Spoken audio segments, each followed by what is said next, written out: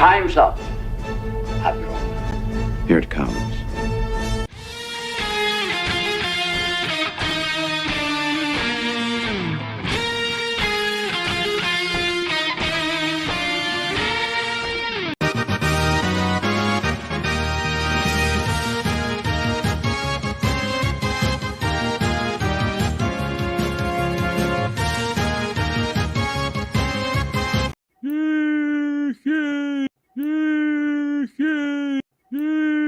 Dude, that's like a test of strength. That's not gay. That's like I'm gonna grip you. I'm gonna grip you harder than you grip me. I am dumping unlimited power into you. Adam, you being Worf is cultural appropriation. I won't. Cultural appropriate my dick. I don't care.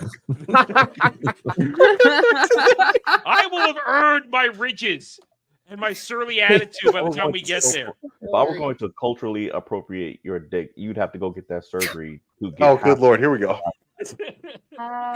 Yeah. And that is just. Oh God, those eyes, dude. Those eyes, man. Those eyes. Pretty eyes. I'm not looking at them eyes right now. You know what? I know, but she is a total package. She is a total package. I usually think Ryan. I usually think Ryan is very cringe when he says this, but she can shit in my mouth. Whoa, Dermy! Why do you have to ruin this? What the fuck? Ryan says that shit. Fuck, Ryan says this shit. If Ryan jumped off a bridge, would you jump off a bridge? But you just for her, yeah. Would. Here we are worshiping this beautiful woman, and you're talking about German shit eating. I mean, come on. Listen. I will drag my ball sack. No. Listen. 100 miles worth of shut the fuck up. Broken glass, salt, and lemon juice just to smell her farts. We're not on your goddamn stream. We're on Adam's stream. We're wow, supposed to respect the man's house. You don't take shit in his goddamn fridge. I'm thinking we need an intervention. Oh yeah, with him right now. We knew. Yes. I don't think there's no helping, Dermy. Listen. I fell asleep for a little while before we got started, and I opened up the DM room, and I see what's going on there, and there is no helping him. Hi, everybody. Welcome to Mellow Mondays, where we try to have fun and forget about the insanity of the world and do nerdy shit. Hi, Devil. How you doing? Tired. Very, very tired. I get that. Yeah. You're working the line. It's a rough business. Right now, God, I've this week has been a lot of learning. Just learning all the recipes, trying to get it down. Yeah, it only comes with repetition. That's the best way to do it. You just, when it comes in, just keep doing it, and eventually it just happens. Like, oh yeah, boom, boom, boom, boom, boom, boom, boom. And it's rough. I mean, I used to jump kitchens a lot, so it's always okay. Got to learn this one now. I'm gonna learn that one now. Okay, and it's just, it is what it is. And eventually, it's all practice. It's what it is, and not burning yourself. Don't burn yourself. I haven't burned myself. I cut myself twice, but just little nicks, Yeah, I mean, nicks. For me, it was there was a point of time where I had burns all up and down this arm. One point in time, just reaching into stuff. That was terrible. But anyway, all right. So, yeah, I get you. I'm tired, and I'm tired just from stupid shit. You're tired from actually like doing real work. I'm a dumbass. I stay up too late doing stupid crap. Dermies have to blame for that shit. Fucking Saturday. Go to 4 a.m. in the morning on Saturdays. Just messes everything up. We'll get to Dermy in a second. We got to talk about his retardation. We have to. It's our job. Hail everybody in the chat. How you guys doing? Hope you guys are having a good day as well. Glad to see everybody here. Starting off the week, and it's already interesting. I mean, we don't get political around here much. We are political. We know what we're doing, but we don't get into it. But I got to say, when I heard Biden was going to come out and do a speech tonight, it's like, okay, what's he going to do? It was 5 minutes of nonsense. Are you kidding me? It's crazy. It is crazy. And I'm glad that I can tune it out when I need to. And when I was actually involved in doing political stuff and all this stuff, I would obsess over it. Now, I can blot it out and I can get on with my day. It doesn't rule me anymore. I just think it's funny because they thought they saw this as a golden opportunity. We're going to change, what everyone's talking about. Everyone's talking about, my complete failure at the debate. So this gives me opportunity. I'm going to come out there and do a speech and just change the narrative. And he just like reinforced it. January 6th, bad. Bad. That's all I heard. I was like, oh, okay. I'm going to take a shower now. That was my response. Okay, I've waited to this. I'm going to take a shower. Be done with it. So yeah, that's all the politics get from us. I had to. This is why we do this show, so we can let you guys know that crap's out here. You can come here and do nerdy, retarded shit and forget about it. Hail to the chat again. Question from Legatus, because I did drop my House of the Dragon season 2 episode 3 review today. Which, Devil, did you know it featured full frontal male nudity? I've heard about it, but I haven't got to watch the episode yet. Yeah, it surprised me. I mean, at first I thought, oh, it's going to be more man ass. I'm used to man ass, plenty of man ass and stuff. But then he turned around. I was like, oh, okay, all right. My biggest problem, and Legatus asked the question here: do I think the writers used to do soap operas, lots of talking, and like story advancements? This story is moving at a snail's pace. It's just they're just talking about it, doing a lot of stuff. They'll take 1 inch forward, and we're still waiting for events to happen. Now, I'm all for good character work, good storytelling. The acting is good, the dialogue, the writing is good, but it comes to a point where it's like, hey, can we actually get to the story and the events you've been promising forever? So it's all based off what, 1 book or 2 books? 1 book, I think. So that's why they take a story that could be done in 1 season, that's draw it out to 5 seasons so we can make more money. Right now, so they have to slow it down as much as they can. They pad the hell out of it right now for an hour, and I just don't. I mean, you got it right there. They got X amount of material and they're stretching it out, but can you at least make it interesting and not have a lot of sitting and talking, walking and talking, or girls giving fake BJs to wooden dildos? Because I was in this too. I don't know. We were actually talking about that in the chats, about that. No one wants to see dudes naked in shows. The reason you show girls naked in shows is because it brings viewers in. Yeah. The reason you're showing naked dudes in a show is because you're trying to be political. It's about, oh, we're gonna turn the table, right? We're gonna show dudes. That doesn't bring people in, so why do it? You're not shock value helping your show. Yeah, you put tits in a movie or a show. We're there. Dudes will be like, they'll be like, you know what? I'm not really a big fan of the story, but boobs. I'm watching this. So yeah, I totally agree with you. Listen, and I've said this already in our discussions in the DM rooms, and I'll say it here. Listen, I'm not going to lie. Yeah, I watch porn, but if I want to watch porn, I'm going to watch porn. I'm not looking for porn in my regular show. And porn, what's that? Porn. Oh, you're sweet innocent person. Of course you do. And $5 from our good friend Samuel Infus, who will be joining us a little bit later. What Adam means, chat, is that Devil and I reign in our political tendencies for his sake. No, listen, you guys didn't know me when I was a political wonk. I mean, I've got basically 2 degrees, 2.5, 1 full degree and a master's and a half in politics. So I used to be a major wonk, and I've since turned it off because I don't need to listen to other people, not you guys, I'm talking heads, networks, everything, to tell me my opinions. I understand the lay of the field. I understand everything. I understand how our government works. I understand how administrations, how states work, how federal works. I know all this shit.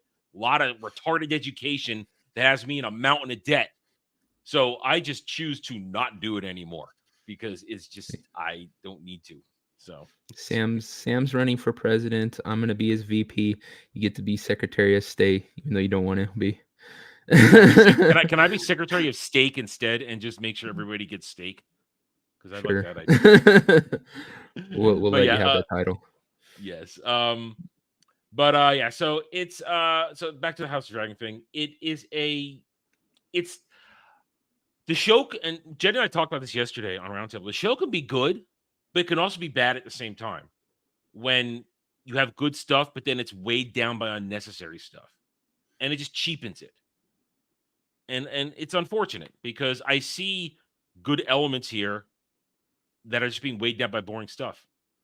And I don't want to hear the arguments from people, oh, what, you don't like just a lot of talking, good acting and stuff, and character work and character relationships and setting the ground for stuff. I like it. It's just you've set the table. Let's eat. We're ready. Let's go. Stop talking about let's not use dragons and let's get to dragons. Stop talking about let's not have war and let's get to war. It's here. It's going to happen. Stop the teasing. No more foreplay. Let's get to dinner. All right. Let's move on. I got a couple times. Ariel is against the stopping teasing. You know how that is. Well, listen. Ariel's a special case. You know, I honestly think I don't think any of us could please her. I just don't, because she has got a drive beyond everything we understand. But also because she wants to, use strap-ons on us too. That's the other thing. Part of her pleasure is using strap-ons on us, and I can't handle that. No, listen, for me, it's an exit only. Okay, it's exit only when it comes to me. Yeah, Dermy, you won't get that argument. Yeah, all of us were adamantly against it. All right, let you bring him back up, and if he's listening, he can come in here and defend himself. I don't care. We have to stop him with this goddamn VTuber shit. It has to end. It has got to end. He's going deeper and deeper. I'm not saying VTubers are bad. I'm saying he's getting too weird about it. Everything about him is VTuber now, and he needs to stop. Yes. I didn't get. I got home early enough that I could have went on Ballbusters, but you guys were full. And yeah, if the VTuber shit's getting annoying, and then on Chatterday, him like literally pausing everyone else's volume and just started going off on how much he loved VTubers is creepy. You were listening and to that? the singing, yes, and the singing. You were there for that. Yeah, Sodomy. We were razzing him over the VTuber shit, and he literally left the channel and muted all of us so that he could happily listen to his VTuber stuff and not be bothered. I was like, wait a minute, so you ran away? And he has this thing. Okay, he has this thing on Discord now. Whenever he enters, he plays this VTuber intro, like it's like a 3-4 second thing of some VTuber screaming, and it's like, no, stop it. Listen, as I said, I don't have a problem with VTubers. It's just a section of YouTube. They do their thing. I have a problem with Dermy's obsession over it because he wants it to, he's trying to force it on us. He's trying to make us so that we all have to suffer it just because he likes it. And that's wrong. Listen, and he starts talking about them, and I don't know who they are. I don't know who they are. And even though he keeps repeating who they are, I still don't know who they are. And I don't want to know. If he brings them on as a guest, fine. I'll be nice. I'll play with them. We'll have a good time. But I'm not gonna go watch VTubers. I'm not. And Dermy needs to stop trying to push it on us. What's this? Well, listen, I brought that up. I told him to get a body pillow. I said, time to get a body pillow. Just get one, and you'll be happy with it. But he doesn't. I don't want. It's like it's as though, let's say, I got really into something that you guys don't give a shit about, and I keep making you listen to me talk about it every time. It's that kind of thing, and it's not. You guys wouldn't want. I mean, let's see. Looking around here. Yeah, I mean, I can't pull an example out of my ass because the shit I talk about, you guys actually want to hear me talk about. But all right. I mean, Devil, what is something that you love, but the rest of us wouldn't give a shit about? Do you think of anything off the top of your head? I'm just trying to use an example of Dermy keeps forcing the VTuber stuff on us, even though we don't care. And he can like it. To stop making us suffer it, is what I'm saying. I can't think of anything off the top of my head. Yeah. I think Dermy's unique in that he likes certain things, and he's so sure that everyone else will like him too. So he'll like happily show you. He'll be like, "Look at this clip, guys. You'll just," and where all of us are like cringing and just. Oh yeah. But he's so sure we're gonna be all into it. And I think he wants us to be angry at him so that he can be like, "You guys are being mean to me. I'm just trying to enjoy myself watching these little anime girl VTuber chicks, and you're being so mean." And it's like, no, you're just being retarded. Stop it. I'm trying to coax him to come on, but he's being a bitch. He's being a whiny bitch. Yeah. Yes. Oh, there he is. There he is. Needs to stop. VTuber shit. It needs to stop. No. You need to stop it. No. Because none of us want it. You're the only one that wants it. Okay, and I should care why? Because we have to work together. That's why. I'm continuing the VTubers. No, well, no, I saw it earlier. You're like, "Oh, I'm gonna make my avatar now." Your poll, Yeah. you lost your poll. I didn't. No. They said No, eh. they didn't. I saw it. It said eh. Yeah, it said eh. I didn't lose a poll. I never put no on there. I said eh. That's not an affirmative. That's a rejection. The way I have that position That's is apathy. That's the it is closest thing to essentially no do as way. you wanna do. No, it's do whatever the fuck you want to do. I don't give a shit. That's what it means. I added in gross, so I still say mine only vote that counts. But no, like you don't give them an option, so they pick the most least closest to the affirmative, and you take it as they really want it. Like, no, not to mention the whole them point. Saying I don't give a shit. No, it's not. Yes, it is. It's it. No, it's Devil's right. It's the closest to a negative they can find. No, yeah, exactly. This is how you do Twitter polls, for crying out loud. Now, what's the You don't point give of a it? negative. You never give a negative. If you give a negative, you're gonna just screw yourself over. You always give them yes, definitely. You don't already have one, and I don't care. Okay, you never give them the negative because the negative always wins. So never take a Dermy poll again, because there's no point. Ariel, to I them. put it out there. Yeah. I've learned how the polls work. Okay, make that as gay as you want to do it. I have learned how they work. I have learned what to say in them and how to make them successful in favor of me every single time, all because I watched freaking Cloud. What? I was gonna say that was the old Sim thing that happened. Okay, that was good. No, here's the thing. Why would you even want to be a VTuber? The whole point of VTuber is to keep your freaking anonymity, like I did for all that time, and now everyone knows who you are. So why you need an avatar? You don't need to be anonymity to be VTuber. What's the point of it? Hold on a second. Now I understand that this is Jaden Hamilton. Hammy is Jaden Hamilton. I get that now because I see his intro there.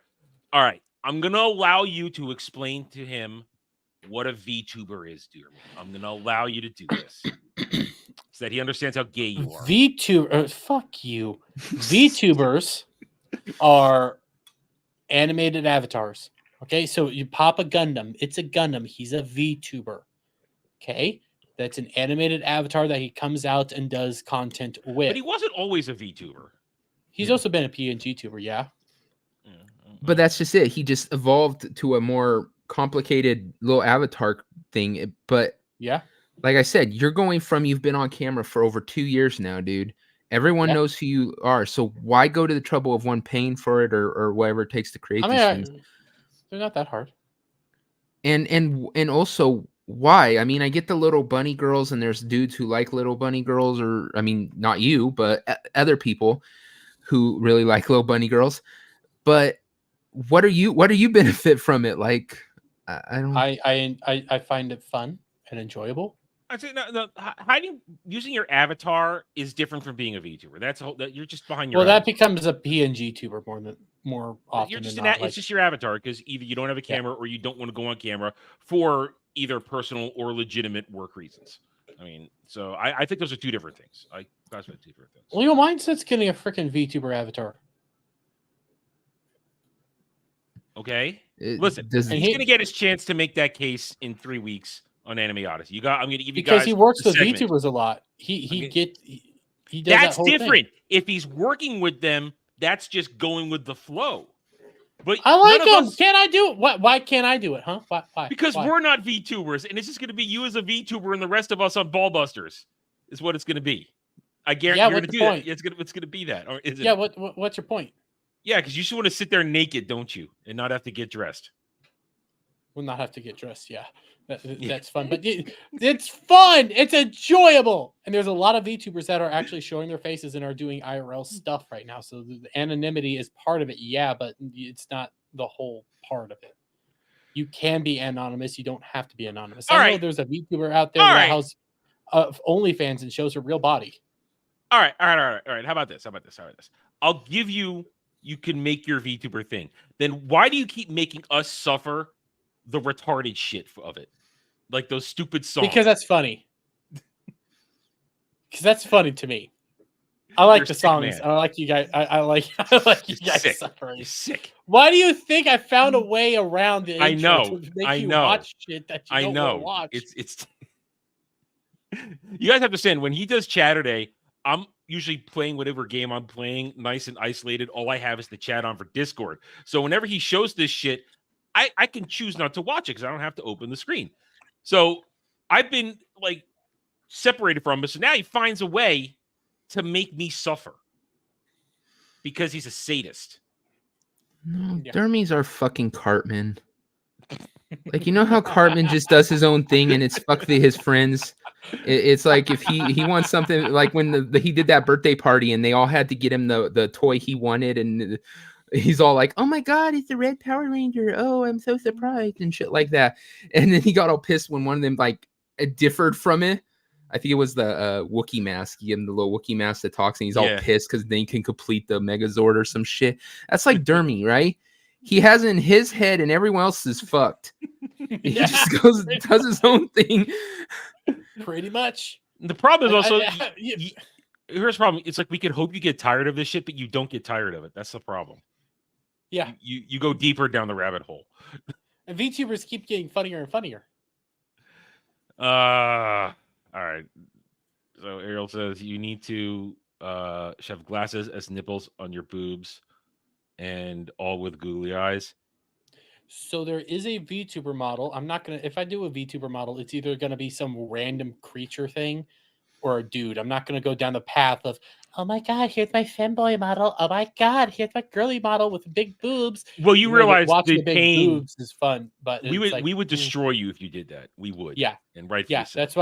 That's why I'm looking at like men, like actual manlier men, not me. Or some sort of weird creature thing. Like I have a demon creature right now as a VTuber model that I could use. I just need to figure out how to pipe this in through OBS.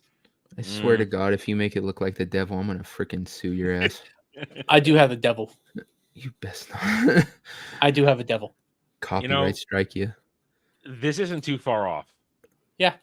That's not too far off. I read the last one. That's not too far off. It's not. That's a bad thing. Think about That's Kenny. very true. Kenny's a sex fiend. So He's a sex fiend and he died a lot. Cloud also sniffs cat spray, so yeah. So it's not far off. It's not far off, and it's a compliment. I like Cartman. Yeah, seriously. I mean, Cartman's always like he's a little anti-Semite. He's always trying to do horrible things to Kyle because he's Jewish. And what does Derby do to me all the time? Just get me in ovens, put me in showers, and get me killed. That's not because you're now you're gonna have Dermy's gonna add to his opener on Ballbusters. Adam's mom's a bitch, a big happy. That's not fair. You don't know my mom is a sweet and good person. She's nice. Everybody loves my mom. That's not. See, you can't do that. Well, I mean, Kyle says the same thing about her mom. Yeah. No. Kyle knows his mom's a bitch. He knows his mom's a bitch. Well, yeah, but he has to go around saying that she's a sweet, kind person. Yeah, they stopped that after a while. They went away from that. After I a haven't while. watched the past. Oh, I haven't. I know. I know it's hard, Kyle. I know it's hard. dozen Kyle. specials. No, it's Kyle. No, it's Keel. Keel. I'm not getting into this. It was Kyle for a while, but then he started changing it to like Keel. That's also how I say hello to Kel. Is I go like Keel. You're saying it wrong, but I'm not going to get into that fight. Okay, that's also true. Shock is It's butters. way too true. It's very true. That's also true. I was thinking of that because if I don't, I'm gonna get grounded. It's my nap time, guys. All right. In all seriousness, how you doing, Dermy? Doing all right? I'm doing good. I got bullied on here. I was editing videos. You're fine. Let's listen. All right, let me ask your opinion because I know you're a little more positive than I am. Hot D episode 3. You enjoyed it? Yeah, I enjoyed. You didn't find it annoyingly slow with a lot of unnecessary stuff in it? No. No. I mean, because here's the thing about Hot D, and this is kind of, you don't like germ storytelling. I know that, and this is what I liked about House of the Dragon stuff, being like House of the Dragon, and also back when Game of Thrones was actually like fun. Slow and methodical is the best way to go in this stuff. Very, very patient. Some things you think are not necessary. Some things you think are like throwaway lines. They later on turn out to be very important, very impactful, and things that actually do play out a little bit better off once you have the full like season. But they keep repeating the same conversations over and over again. Yeah, it's the same stuff. We already have this. I mean, I don't need another Corlys and Rhaenyra discussion about their heirs or the fact that they can't handle one of them dying.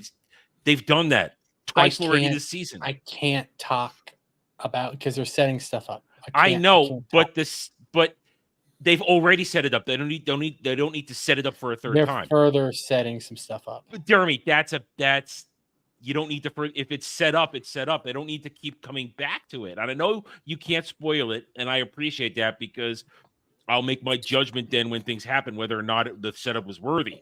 But it's just some things are. You don't have. I'm of the opinion right now, having seen these 3 episodes, they could cut some stuff out and they could streamline it. They're stretching this shit out to make it an hour. They really are.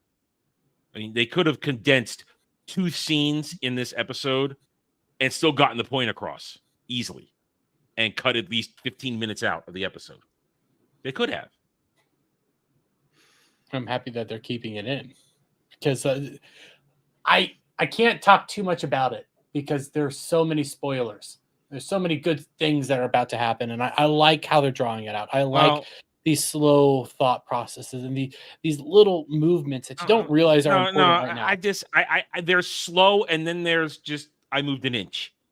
There's thoughtful, and then there's too much. I mean, that's how I see it right now. It's they could be tighter, it could be crisper. It doesn't need to be drawn out so much.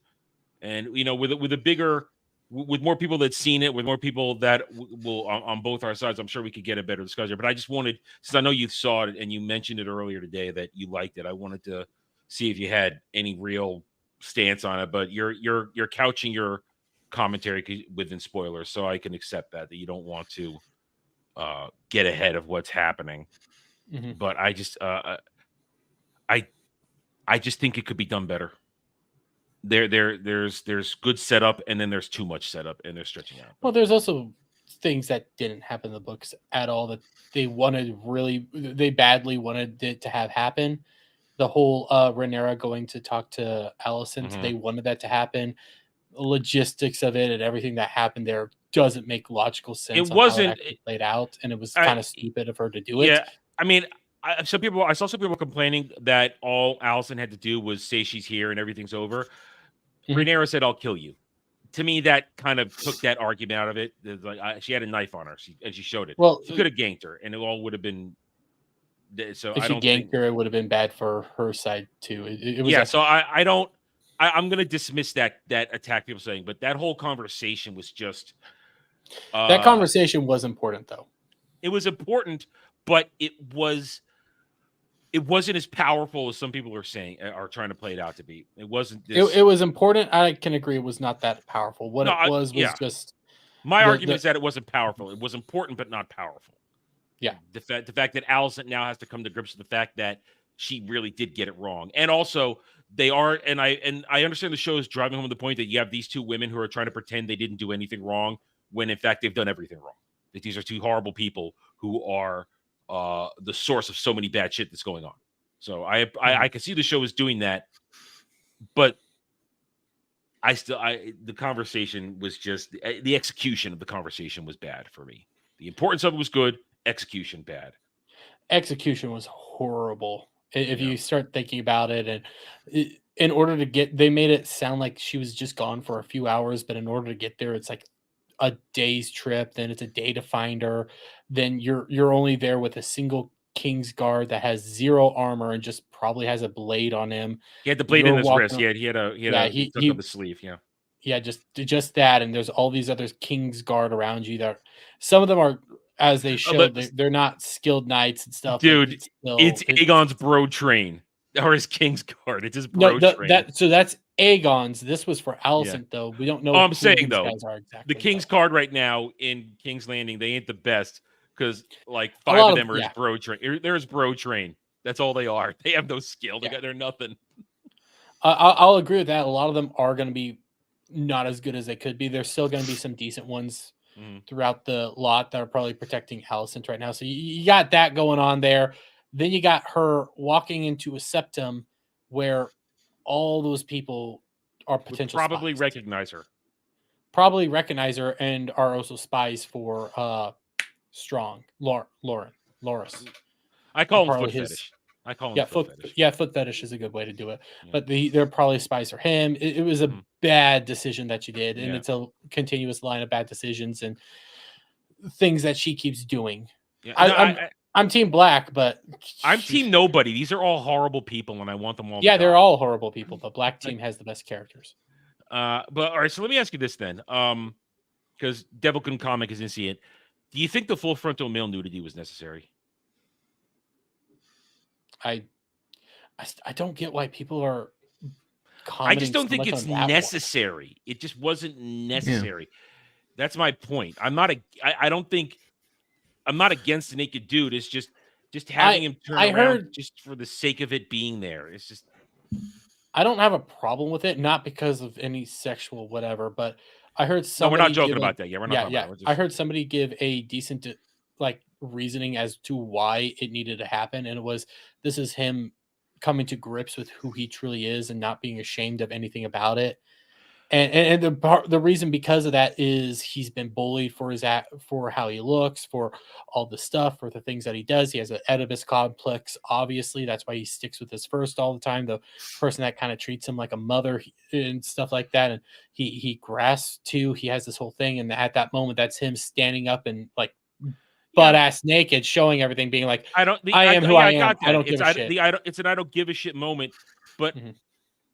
I think it could have been accomplished with, abdomen down, abdomen up. Yeah. I think it could have been accomplished the same way. You didn't need to see full twig and berries. Well, that's also Germ showing that he likes his dick.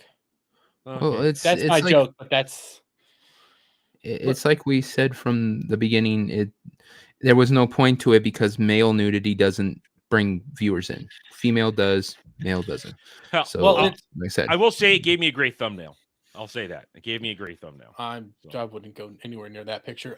But hey, I put emojis over everything.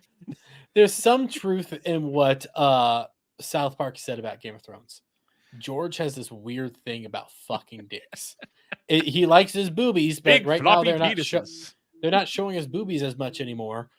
But they'll show us the dicks all the time, and it's like, you know what? South Park had it right. He has this weird thing about showing us dicks constantly. Here's the thing.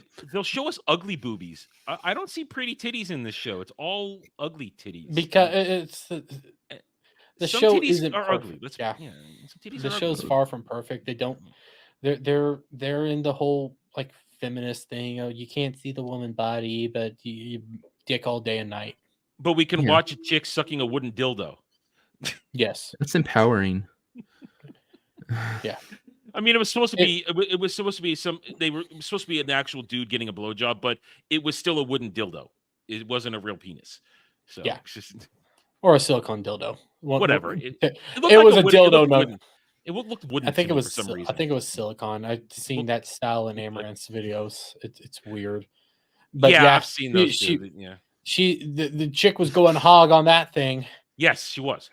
But I don't I think this also was a take that because I liked House of I always do it. I like Game of Thrones. I like House of the Dragon. I don't have a problem with the spontaneous nudity because it just shows up. I like gratuitous nudity, but this wasn't gratuitous. This was we want you to see dick and junk. We want you to see this shit. So it's I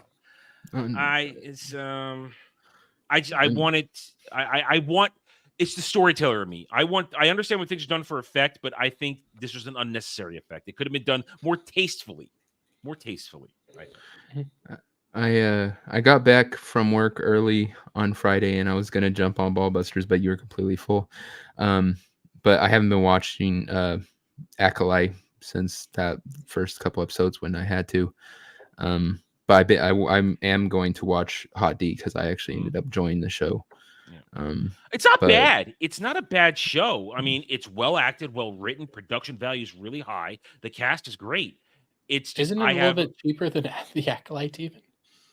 Is the Acolyte the price wise like the Acolyte? Oh, it's less expensive than the Acolyte. Yes, it is. Yeah, it is. yeah. Yes. And we're going to talk Acolyte tonight. Much That's one of better my topics quality. tonight. We've got an Acolyte topic done because I didn't get to it today because I had to do my review for Hot D season 2, episode 3. So we mentioned Acolyte. I didn't get to this today, and here's the thing, Dermy. I know you're on Twitter like a 14-year-old girl. So usually you see a lot of stuff. Maybe not exact stuff I did, but do you see all the cope from the stands for the Acolyte? Do you see a lot of that? I have not been seeing any of the Acolyte stands at all, no matter how see, all hard right. See, I get it because I troll them. It gets in my feed all the time. They're trying to make a spin right now that we're the one coping with how good it is and how much everybody loves it. There's a certain cope going like, they're pushing the memes. You need to watch it again. You didn't get it the first time. I can't believe how hard they're coping with how much everybody loves this. It's very strange. It really is.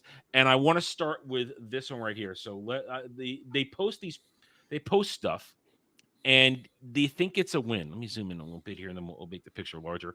So I found this one because I was just looking for random Twitter shit to make fun of, but I found this, and it leads into what we're going to talk about here. So this is Stan.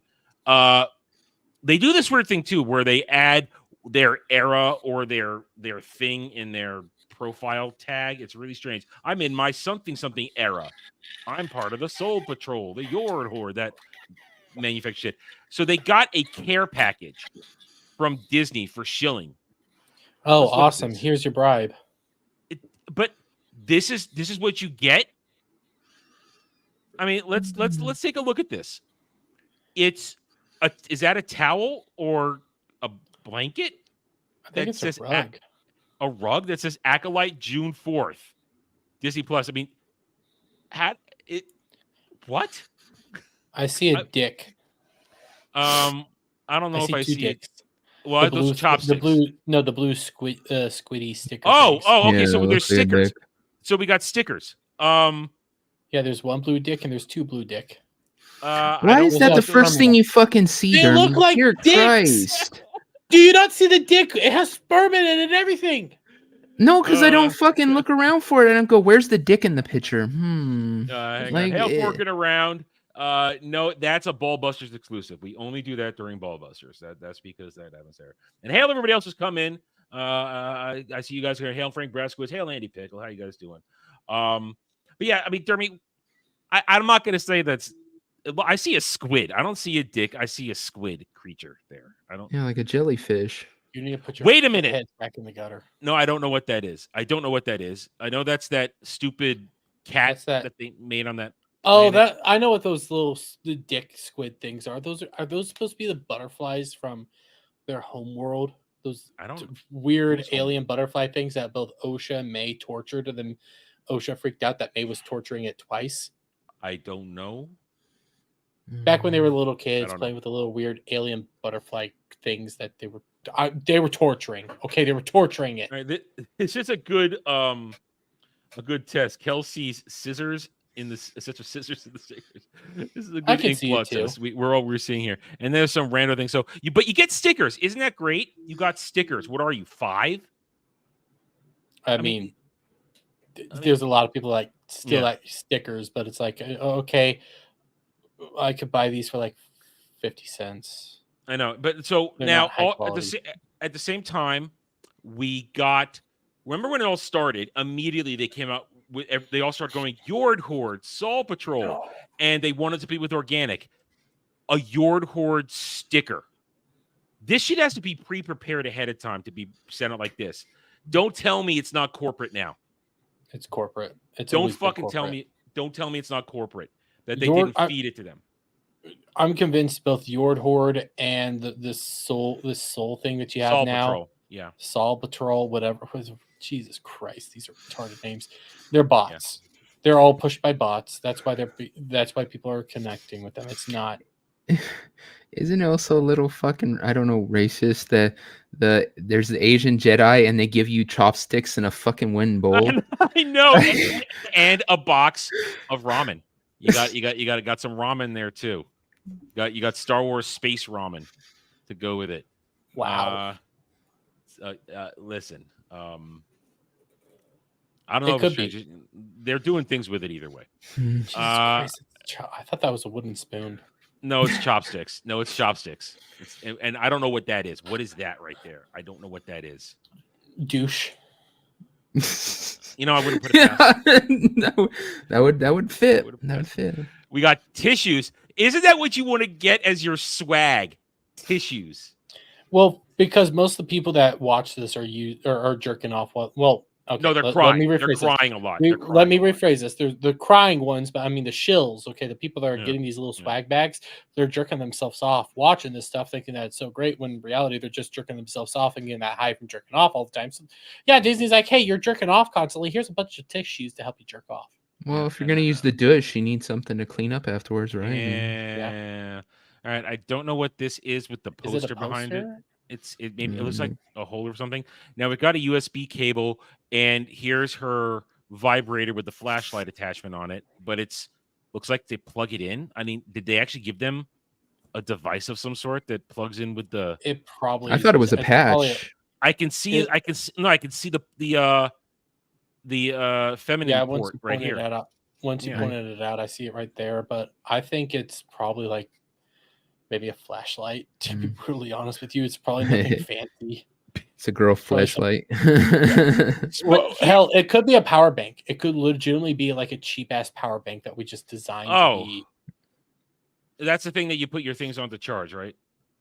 Or yeah, it's like a portable charger. Well, it's still fucking lame. This whole care package, this whole swag package is really lame, and this is your reward for being a good shill. Oh, those power banks, though. Those cheap ass power banks. If that is what it is, and the more I look at it, the more I'm convinced it's a cheap ass power bank. They only hold like 1 to 2 hours of charge. For about $50, you can get a much better one that holds like days of charge. Like, here's your cheap ass power bank that you'll never use and will die after eventually because you don't use it. Mm-hmm. I love that the most, and it very well might be because right next to it you have the charging cord, so that probably you're probably right. It's probably a charging bank. It says something when the most valuable thing in your swag box is a fucking pack of ramen. Yeah. Listen, I'm never going to eat ramen again after I saw that the dead bugs are stuck in it. I'm never eating that shit again. I don't trust that because I've been seeing those for like strawberries. I've been seeing those for all these different things. I think it's just people fucking with people. It's a troll. They're, showing bug affected food and seeing they're acting like all of it is. It's also got palm oil in it.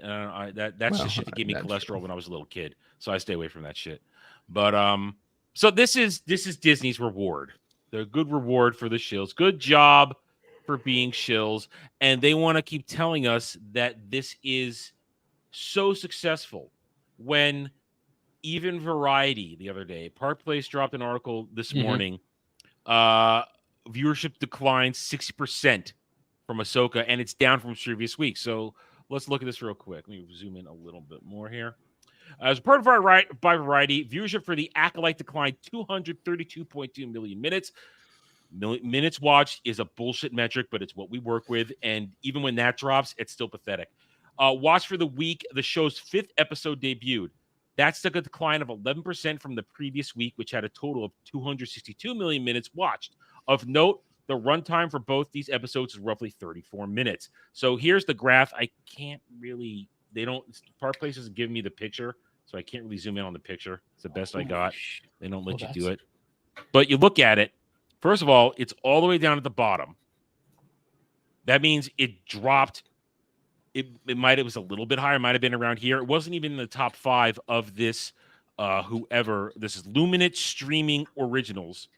And now we're gonna get the Nielsen's like a week or so, right? I think we're gonna get the 2 weeks. 2 weeks. It's either this Friday or next Friday when we get the Nielsen's. I think it's this Friday. I've been holding off doing this type of video until we get the Nielsen's, which I'm gonna come back to in a second. Is a legitimate Nielsen's is still legitimate ratings because they do cover streaming, so we have to make that known. Nielsen's is legitimate, just like Samba is legitimate.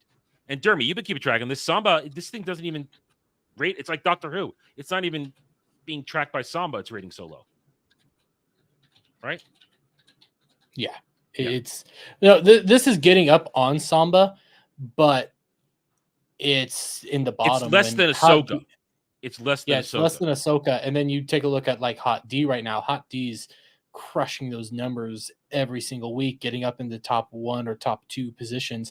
Heck, Hot D season 1 was when season 2 dropped, you had freaking season 1 on the Samba TV data. Like it's constantly been popping off. You can see the difference, and you can also, they have been sharing some of the numbers for House of the Dragon. I don't know where they are off the top of my head, but they've been doing really, really well. It's less than season 1, but it's still doing well. Yeah, it's less than season 1. You were gonna have less than season 1 no matter what. Yeah. Some people, it wasn't for me. Not something I want to sit through or watch or whatever. And they're still successful. They're still moving on, and they're it's a success. Yeah. They announced season 3 before the premiere of season 2. It's like, oh, you're getting So this is bad, and this is legitimate. The actual minutes viewed, not some abstract thing. But then I stumbled on this a couple hours ago when I was getting ready to stream. Don't share my screen until after you're done. Shill Rant has to let us know that their exclusive data suggests The Acolyte is a Star Wars success story despite our backlash. So here comes the cope. Yeah, they found a way to make Star Wars even more gay, even more retarded, and at the same time, they're beating all their previous numbers by being the worst viewed show. Yeah. Exclusive third-party data from some group called, let me see, it's called third data, True Success Star Wars Show. Let me see, Real Good. Real good. Let's, you know what? Real Good. Let's look at Real Good real quick. Okay, let's take a look at Real Good real quick. See who they are. Gonna load. Thank you. Let's load. Real Good. All your streaming services in one place. So what are they? They're an aggregate streamer. This is an aggregate streamer in which you pay it's like cable. So you pay a lump sum and then you just start streaming everything. So they're an aggregate streamer, and they're your reliable third party, I guess, statistics for this? No. How? Well, let's see. They're going to explain it to us. Screen Rant has spoken exclusively to Real Good, a third party analytics firm. That's not an analytics firm. Jeremy, you just described it. This is an aggregate streaming service. That's not an analytics firm. What did they think we weren't going to click on the link and see who they were? I'm going to look deeper into this. And a third-party analytics firm who examined viewing trends across all U.S. streaming platforms because they make you purchase it through them.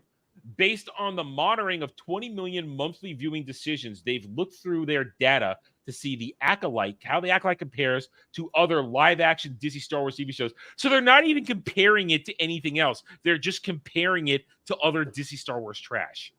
That tells us nothing.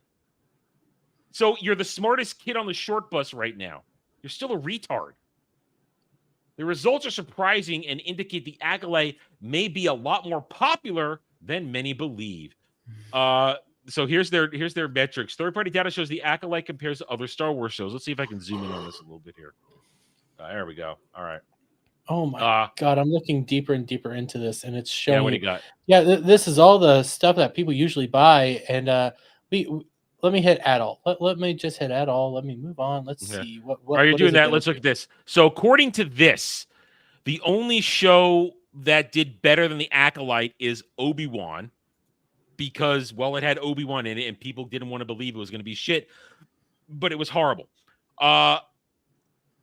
This is still, you're at the front of the short bus. This doesn't change that you're retarded. It doesn't.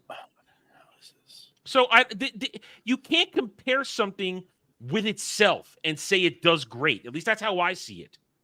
You can't do that. Mother of God, this is things. What? Mother of freaking God, this is worse than an aggregate. What is it? All it is a list maker in which you freaking choose what services you have. Essentially, it's what Google does when you want to watch a show. You type it in Google, you hit where to watch. Oh, okay, I'll go right there. That's all this is. Oh, wow. Listen, I think I've got a video for you now. I think I just sent you down a rabbit hole for you, didn't you? Didn't I? Possibly. You have fun with this one. I'll let you have fun with going the deep dive on this one. We'll keep it surface level here. Send me this thing right now, because this is so retarded. You want me to send you this article? Yeah, send it to me on Twitter. This is so retarded. All right, I'll send it to you when we're done here. Anyway, so so this is Shield Grant claiming that this site, which you just described as an aggregate / list maker / directing thing where you pay them to do stuff, they're claiming that they're giving scientific evidence, scientific, analytical, statistical evidence that The Acolyte is one of the best Disney Star Wars shows, without showing us any sort of comparison to other shows. Compare it to something else. You can't, because if you actually try to do that, you'll see that nobody watches this show except the people we mentioned on next Twitter. So it's pathetic. It's sad. It's dumb. The Acolyte, and now they're going to play they're just going to list here the toxicity of the fandom, how we're calling them out for Chiara Mundi, how we're calling them out for making lore change, how we're calling them out for bad choreography, bad stuff, how it's review bombing, all this shit. They're lame, they're pathetic. It's just, this isn't how you win an argument. And we mentioned a second ago, we'll go to the bullet points here where they'll say here, Acolyte success is revealed through third party despite review bombing controversy. Its ranks in streaming engagement among Star Wars Disney shows. Online backlash doesn't represent the fandom, and its real goods data shows positive reception among viewers. And somewhere in here, I think it said that, here we go. The Acolyte has been subject of review bombing campaign, meaning many traditional indicators are pretty much worthless. When the Nielsen ratings come out in a week or two, that's not worthless. That's real data. That's 50, 60 years of basically established resource of data on whether or not something is being received well by homes. I just love how this is the norm now. It's whenever they get disappointed in something, we're just going to change how we read the data, right? They've been doing this all over the place on multiple different things where, we've been doing it for this way all this time. Now we'll just use this obscure website that, it's like if Family Feud, instead of like doing their, going to malls and asking like 100 people or whatever, they just like, we went to this like clinic and we asked 2 people and now we know what the best answer is, right? Well, it's just stupid. It's definitely stupid. You bring up a perfect point. I once took a particular, I forget the term, but it was an analysis course, but it was how you basically put together questionnaires and stuff like that. And one of the first things we learned is that any questionnaire you put together for your study can manipulate the data. It's all how you ask the questions. It's all how you present it to people. And that's what they're doing here. They're trying to, like you just said, they're changing it so that they present it in a different way, which makes it looks like a success. But this is word salad garbage. It's not actually compared to anything else. Yeah, it's like if you put a poll on Twitter and your only negative choice is and you think that people want you to be a VTuber. It's like that. Yeah, it's just like that. But but you go right here. Here it is. Here it is compared at the moment to other things. Nearly, it's at the bottom. It's at the bottom.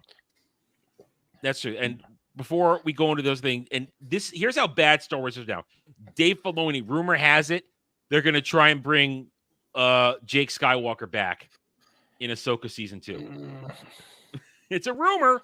It's a rumor. It's a rumor. That's why we're talking about it on stream. Oh, it's also from WDW Pro. So that's what we're talking about on stream. We're not making actual videos in this. We're talking about it on stream where we can say, yeah, we're gonna hold a grain of salt with this thing.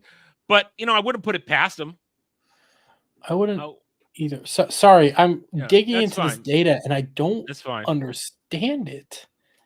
Well, it's pathetic. What's this other thing you shared with me here? The other thing. Oh, here, I'll pull it up on my end because this is actually kind of cool. I got it. Demon Slayer's finale. Yeah, I was going to ask you about this. So that's the final arc, right? Is that the final arc? It's the final. So I've been talking about this. The next arc is the training arc. Then you get into the war arc, which breaks up into basically 3 different areas that are, well, there's so many long ass fights that. Well, it's actually like this. If they're making 3 movies, that means that's going to be 9 episodes worth of content, essentially. I mean, whenever I watch an anime movie, if it's associated with the show, I say, how many episodes are in here? I mean, I'm sorry. If it's 2 hours, that means that's 6 episodes. So let's say it's going to be 2-hour movies. We'll say 2-hour movies. That means it could be upwards of 18 episodes worth of content. 2 to 2.5 hours. This is me working off my memory. I try to go. I say 20 to 22 minutes is usually how long an episode is of anything in anime. So is 18 episodes enough to cover the remainder?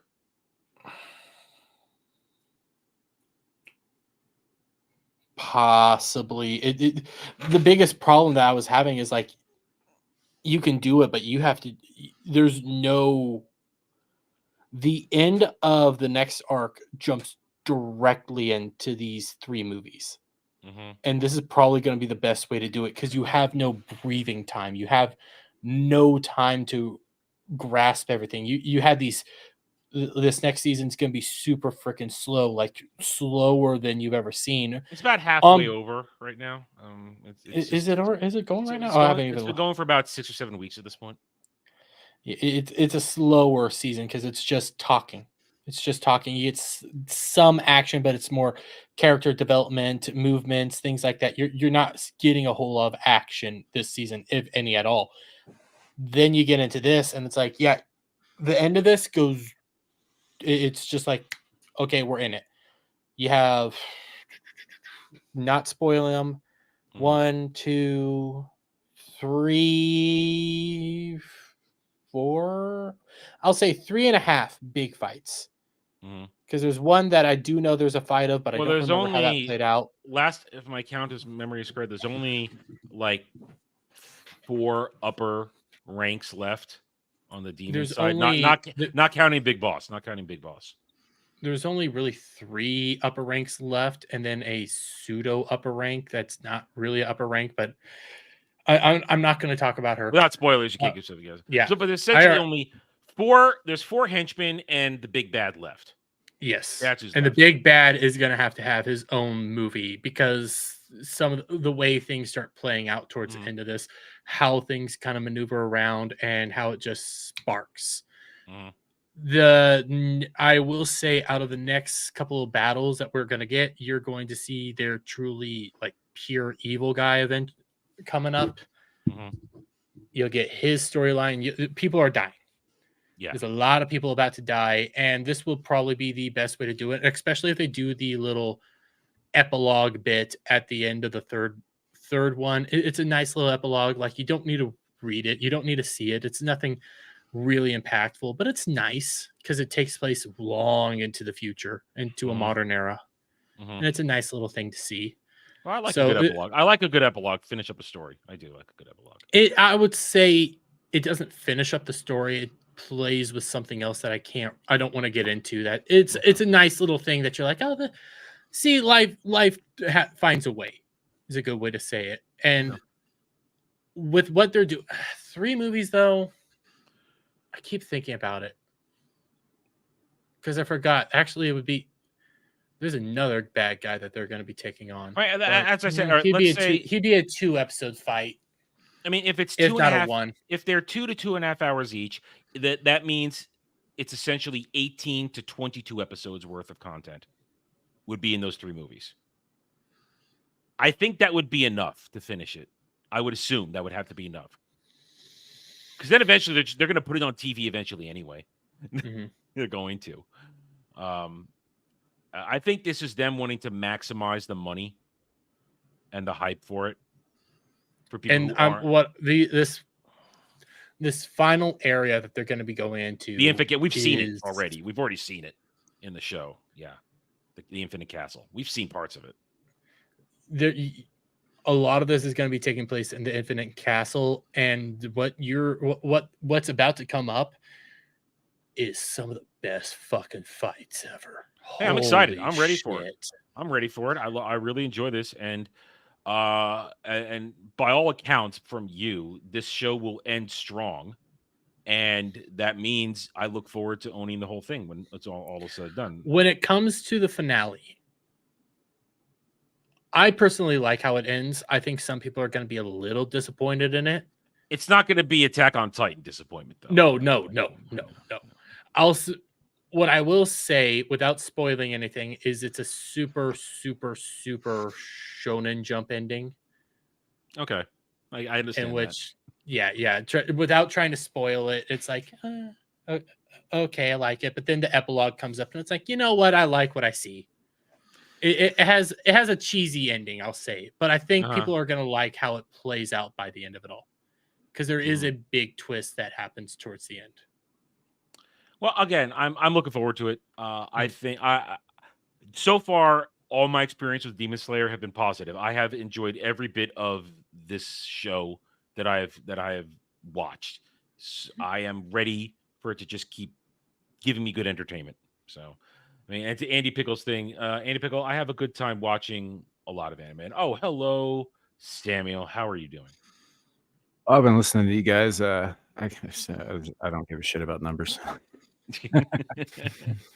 Well, all right. So Samuel, I'm glad you're here, because now that you're here, we have to do a couple follow-up topics from last week. And we'll start with this one, because last week we spent a lot of time talking about the Superman stuff, the costume, sure, this and that. And this week kind of went under the radar. The plot has allegedly been leaked. Now, of course, we can't confirm it, but I want to go over this, and I want your opinions on how this sounds as a plot. So, alleged plot details revealed for Superman film. According to, again, it's grain of salt, scoopers, believe them, but let's just run with it and say, if this is it, how do we feel? Scoop states other Superman stand out from other heroes given his no-kill rule, while Lex Luthor is a war profiteer. So we're starting with Superman trying to not kill people and Lex Luthor war profiteer. The Scoop states other superheroes are edgy and kill when necessary. Superman is an outcast among them for his optimism and no-kill rule, and ultimately inspires them to change their ways. Lex Luthor is a war profiteering on armed conflict on foreign nation called something. And let's see. It goes on. Superman intervenes in the conflict, and the U.S. government deploys a clone created by Luthor dubbed Ultraman to arrest him. Ultraman deteriorates into Bizarro and goes rogue. No. Superman and his super friends must stop them while Lois Lane and the Daily Planet staff work to expose Luthor for his crimes. Movie reportedly ends with Superman revealing his secret identity to Lois, Luthor avoiding repercussions for his crimes and announcing he's running for president, and Supergirl arriving on Earth, plus other DC setups like Engineer getting recruited into the Authority. Holy shit. Okay. So they're cramming like 40 fucking years of storyline into 2 hours. You can't do that. Not keep it coherent. First of all, the Luthor president thing, that was a whole arc that lasted for like 3 years by itself. Mm-hmm. Right. And then the Ultraman devolving into Bizarro, that's retarded. Bizarro is a faulty clone of Superman. That's why some of his powers are reversed. That's why he talks the way he does and thinks the way he does. But he's just a clone of Superman, an imperfect one. Ultraman is Kal-El from Earth 3. Okay. And so here's a picture. He's a totally separate other universe dude. and there it is. Yeah. The people are saying it looks like Black Noir from The Boys. What the hell is that? That explains the U. I was wondering about the U there, but that. I mean, that U is accurate, but this black suit is hideous. That's not. Who's the lesbian? That one, your mom, right? Yeah. Maybe part of the Authority. I don't know. Probably. I don't know. The Ultraman shouldn't be dressed like that. My mom's not that short. He wears the colors that Soups does. He wears a U on his chest. That's true. Yeah. But he wears the same colors that Soups does. It's just arranged slightly differently and all that because, parallel universe. Also, he's fucking evil. And he's the head of an organization called the Syndicate, which is their version of the Justice League. And all of the members of the Syndicate are fucking evil. And they essentially rule their world with an iron fist. That's one of the reasons that him and Soups don't get along when they do cross paths, is because they have fundamentally different worldviews, which I get. But it's not the same character as fucking Bizarro. They're different characters. Yeah, they're cramming too much into this. It seems like you're right. So that kind of makes this picture make sense. So now, if this is legitimate, and it turns, and we'll find out next year. We'll find out, or if other leaks start to happen. If your villain is Lex Luthor and Bizarro, that doesn't excite me at all. No, Bizarro has been done live action several times since Smallville, and actually in Smallville, and never satisfactorily because the character is fundamentally ridiculous. Doesn't work in live action. We talked about this last week. We've talked about it multiple times. It's one thing we agreed that if you're going to start with Superman stuff like this, and you're going to bring in all those other superheroes, we can't have a major, I guess, S-level threat. It can't be so, because then nobody that is around him, like Mr. Terrific, all these other heroes, if they're getting wiped, the floor wiped them, then what good are they going to be going forward? It kind of diminishes them right away. But we discussed this last week. What the fuck is Mr. Terrific even doing there? He's going to get killed. He's street level. Yeah. And Lex Luthor, great. More Lex Luthor. Listen, Lex Luthor is necessary to Superman's storytelling. He always has to be, because he's there. He's a constant. But we're doing this again. We're making Lex Luthor the center again. And like you said, the president thing, that's way down the line of shit. I guarantee they're going to make him an allegory for Trump too. Watch. Oh yeah. Well, the whatever country they said he actually lives in, or whatever, it's going to be like MAGA something. They're going to try to work that in. Haran Puria. I guess the J's are silent. Yeah. I think that's probably a newer fictional country in DC. There have been fictional countries in DC in the past, including Kandar, where Black Adam's from, and Bialia and Karak. There are fictional countries in DC. I don't have an issue with that. That's fine. No, me neither. You make shit up. That's fine. But that name is a tongue twister, and it's though James Gunn made up a name just to make us pronounce it incorrectly. I honestly, that sounds like something that was made up by some of the writers they've had in the last 5 years. I wouldn't be surprised then. It's one or the other. Either way. But if this is true, this movie's going to bomb. It's going to be worse than that. Like, as I said when I came in, I don't actually care about the numbers. I'm not really that concerned whether something bombs or doesn't bomb. I'm concerned whether or not I'm going to enjoy watching it. And this sounds like it's going to be a fucking mess. And that's why it's going to bomb, because I see 4 different storylines in here being crammed in. And if it's a 2 hour, 2.5, we'll say probably 2.5 hours, because these things get bloated. Where's the Superman in this Superman movie with this bloated cast? And honestly, if they're using Luther, they're kind of selling him short here too. Like he's a war profiteer. He's going to be president, run for president and all this shit. So he is essentially carte blanche evil, right? On his face. He's just evil. And I don't have a problem with like purely evil supervillains, but that sells that character short. He's not that simple. And he never has been. Like he was the man of tomorrow before Superman showed up. He was the hope that Metropolis was looking towards. He was the one who built the futuristic city of Metropolis, essentially. And Superman shows up, and the whole thing stems out of his jealousy of this, not only an alien to his town, but to his very world comes in, and everybody looks to this being from another planet, rather than to somebody who has spent his entire life trying to uplift his own species.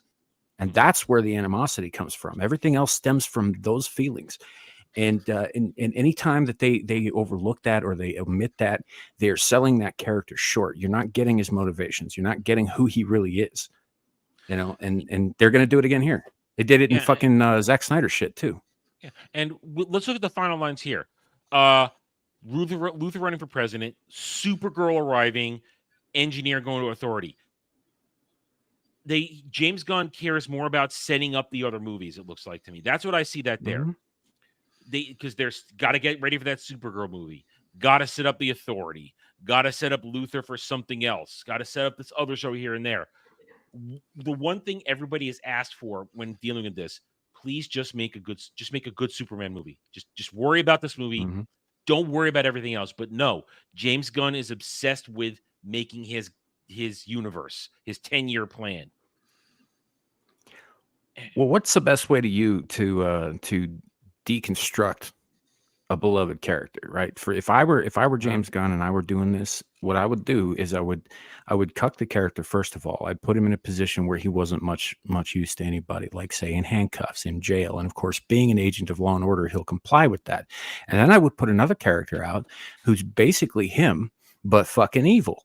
And I would have that person tarnish his reputation. And then I would have a bunch of other characters, probably, diversity hires, honestly, come in and somehow miraculously triumph over this god of a man, right? By beating him down.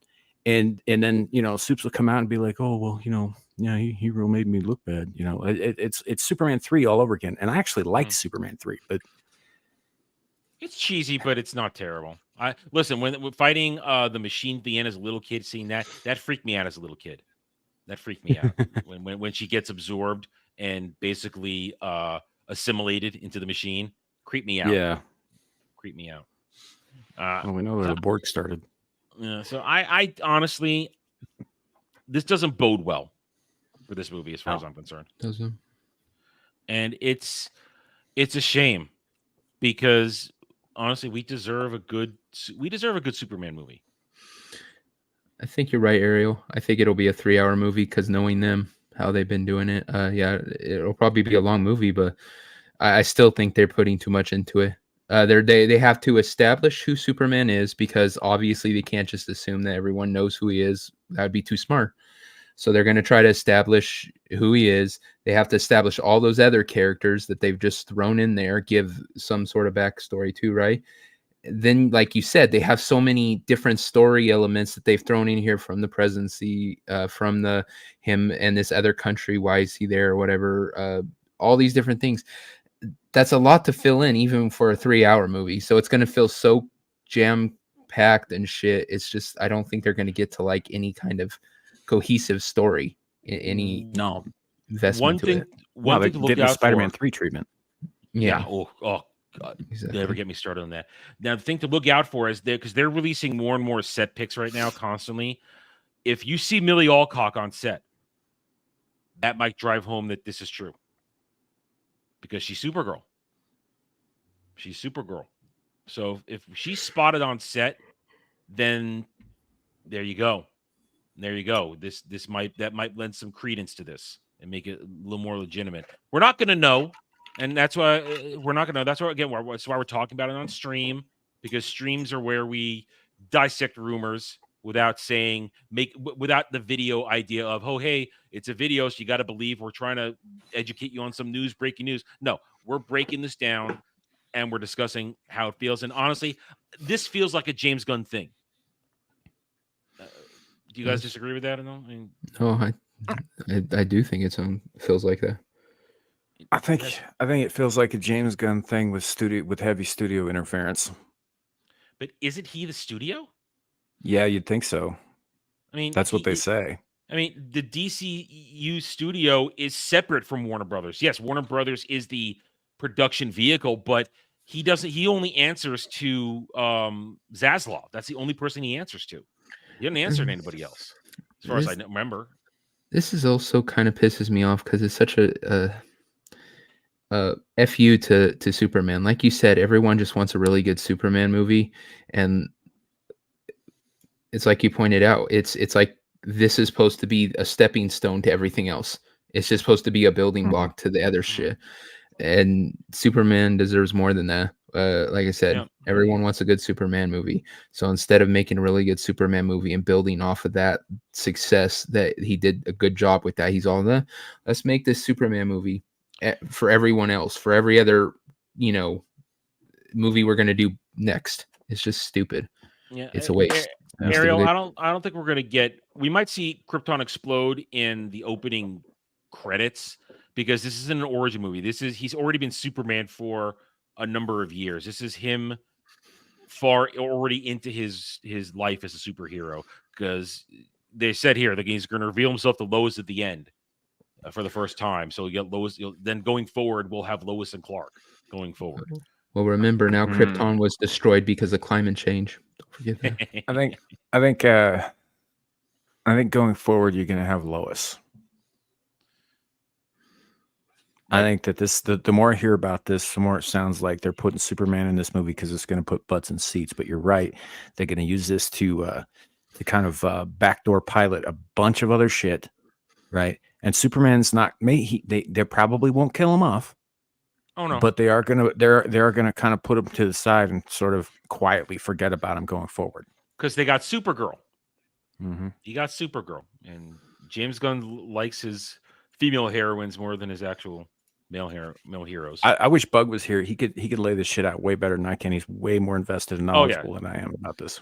I mean, yeah. Well, I didn't. If I had announced what the topics were tonight, he might have shown up, but I didn't pre-announce the topics because I forgot to.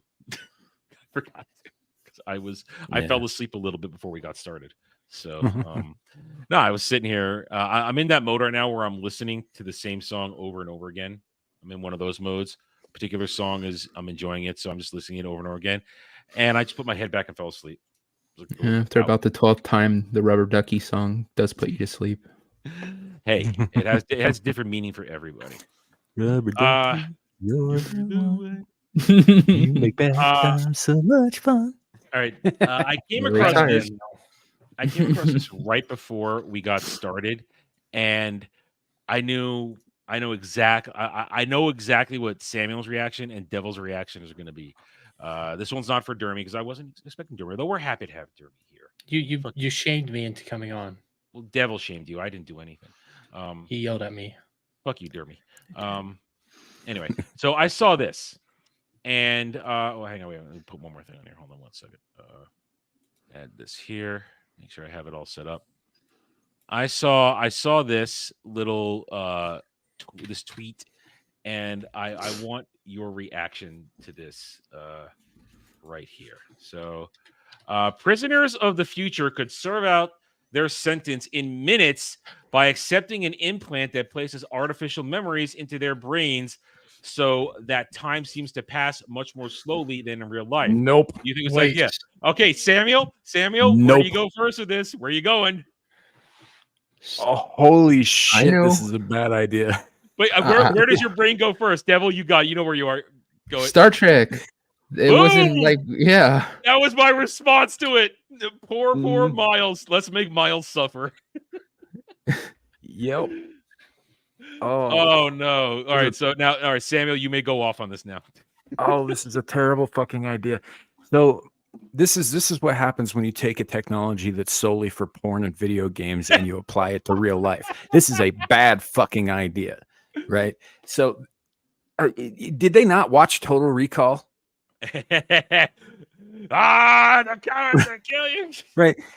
This never fucking ends well. You're gonna end up with a bunch of schizoid goddamn embolisms, right? And the ones who don't end up with that shit are gonna be so fucking traumatized. Like, you're not rehabilitating people. Like, I'm assuming that they're serving their full sentence in here, so they're going to experience the entire time in prison without actually having been in prison. So I guess it's small comfort that while they're getting ass raped in the showers, they're not actually getting ass raped. Really raped but still, don't worry. they'll have the experience in their mind as though they actually were without violating their real life butthole.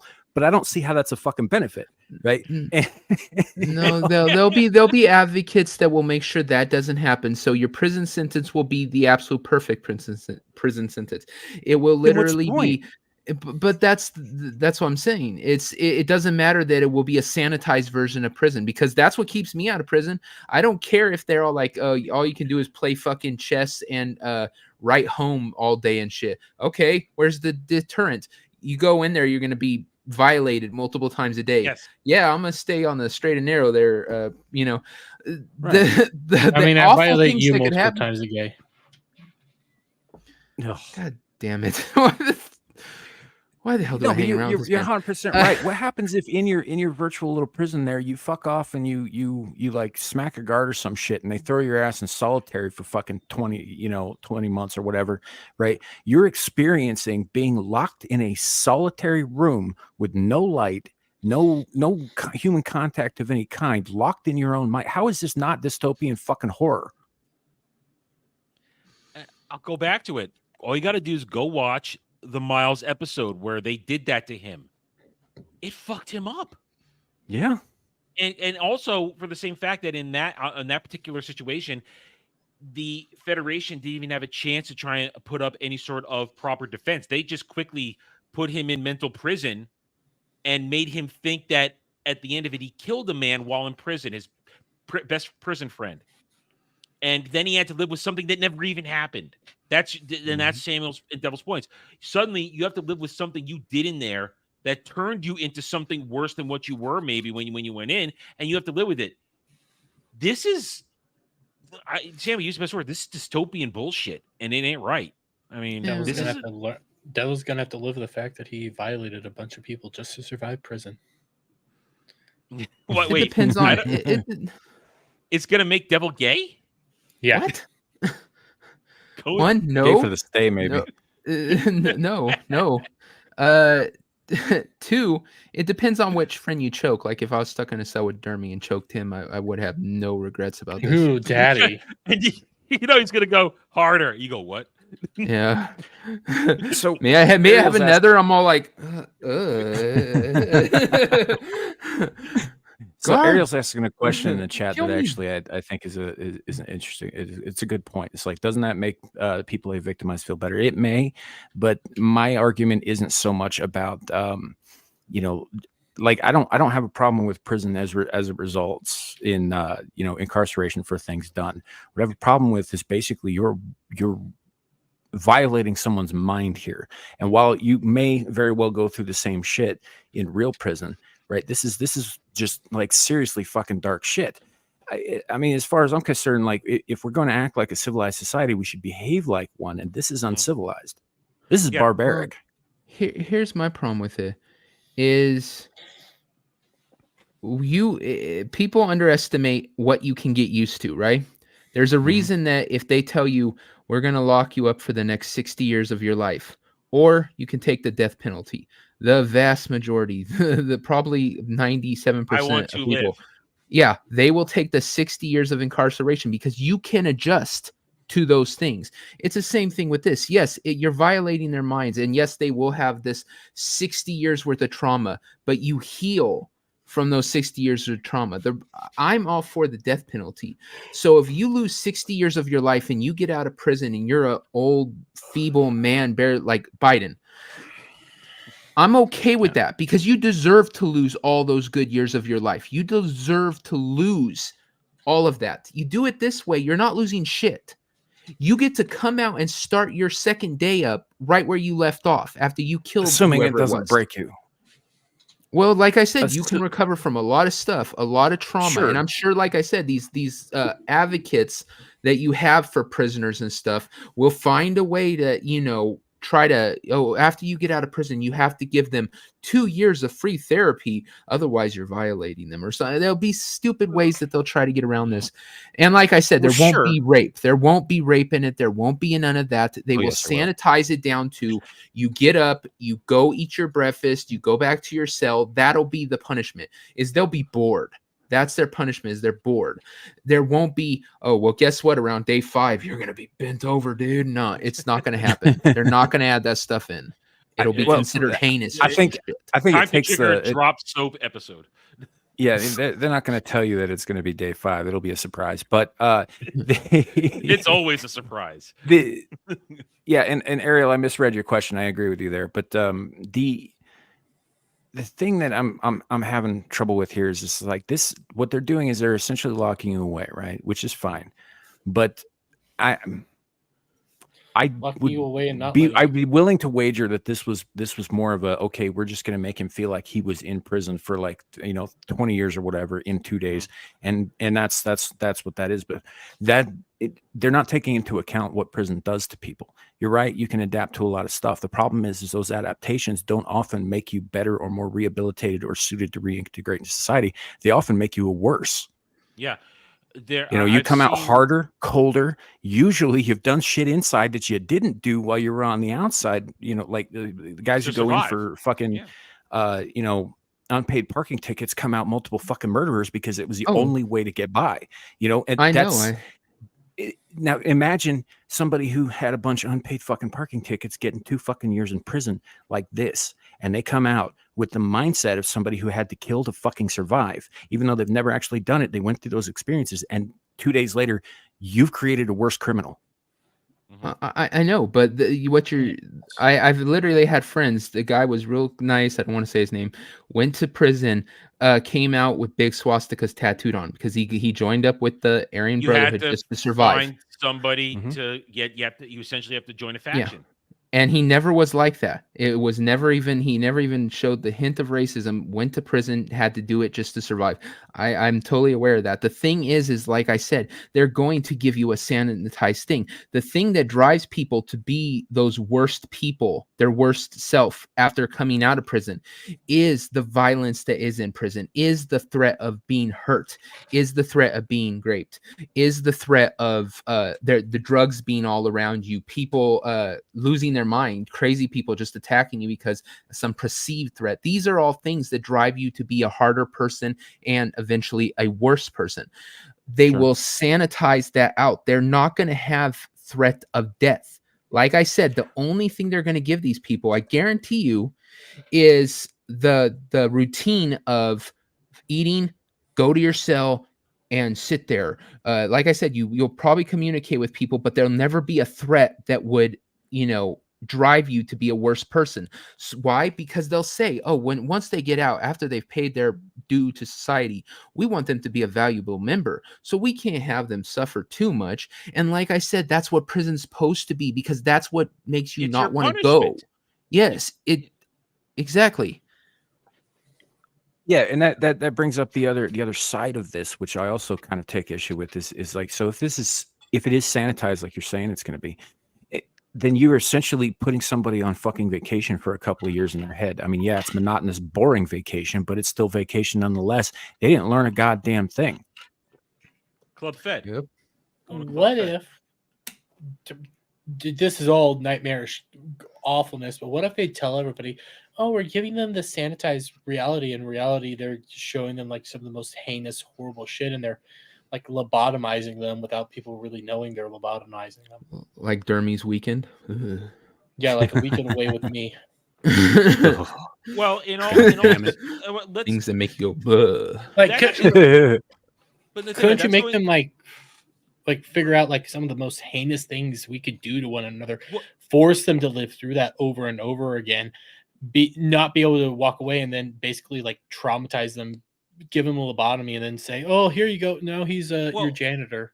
Dermy's going down sort of a path, and the chat was joking about Demolition Man, but what if they do something even more dark, and they're actually literally using this as a chance to, if they've mapped out the brain enough and they're doing this type of shit, they're rewriting you and they're implanting other things in you.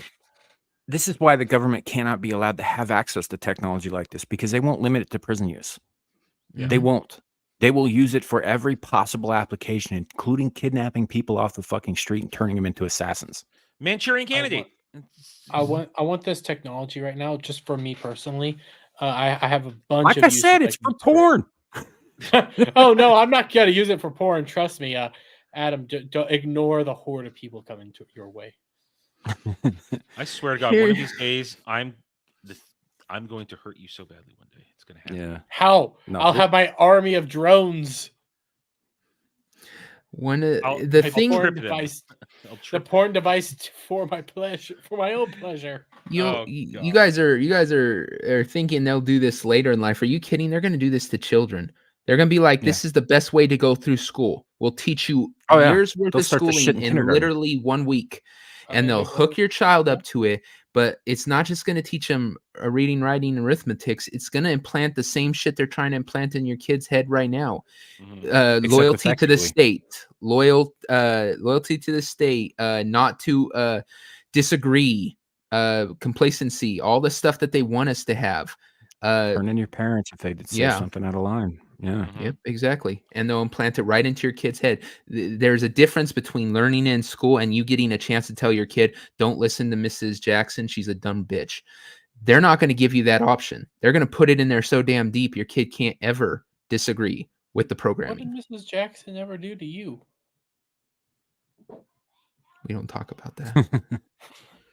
She always gave me cookies. Sorry, Miss Jackson. Well, I am for real. This is not the rabbit hole I thought we'd go down on this, but it was interesting either way.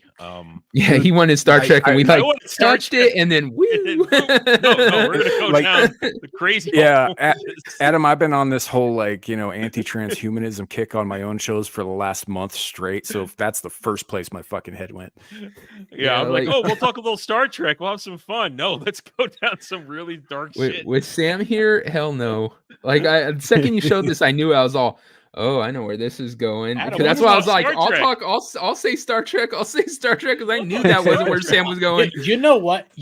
I want this now just because I want to know what type of porn I could look at. God damn it. It's not about looking at it. You can experience. You experience it, and it's just the pleasure centers of the brain without the messing your pants. You're essentially be implanting memories into your head of something that had never happened. So you'd be like, okay, say I want to bang that Thai lady boy over there, right? So you just basically have a digital image of them input into the machine. You put the machine on, you have your fun with them in the machine, right? And they're none the wiser. And that begs a whole other series of fucking ethical questions, by the way. But I mean, listen, is that any different from just having your fantasy and putting your dick in your hand and thinking about it real hard? I mean, it is if you create any kind of like actual digital imprint. Yes. Well, here's the thing. Here's the thing. I would to go back one of our older jokes. I would create, my TNG fantasy with Dr. Crusher. Only problem is some sick fuck would go fuck it over and it'll be Dermy's face on it. And then I'd be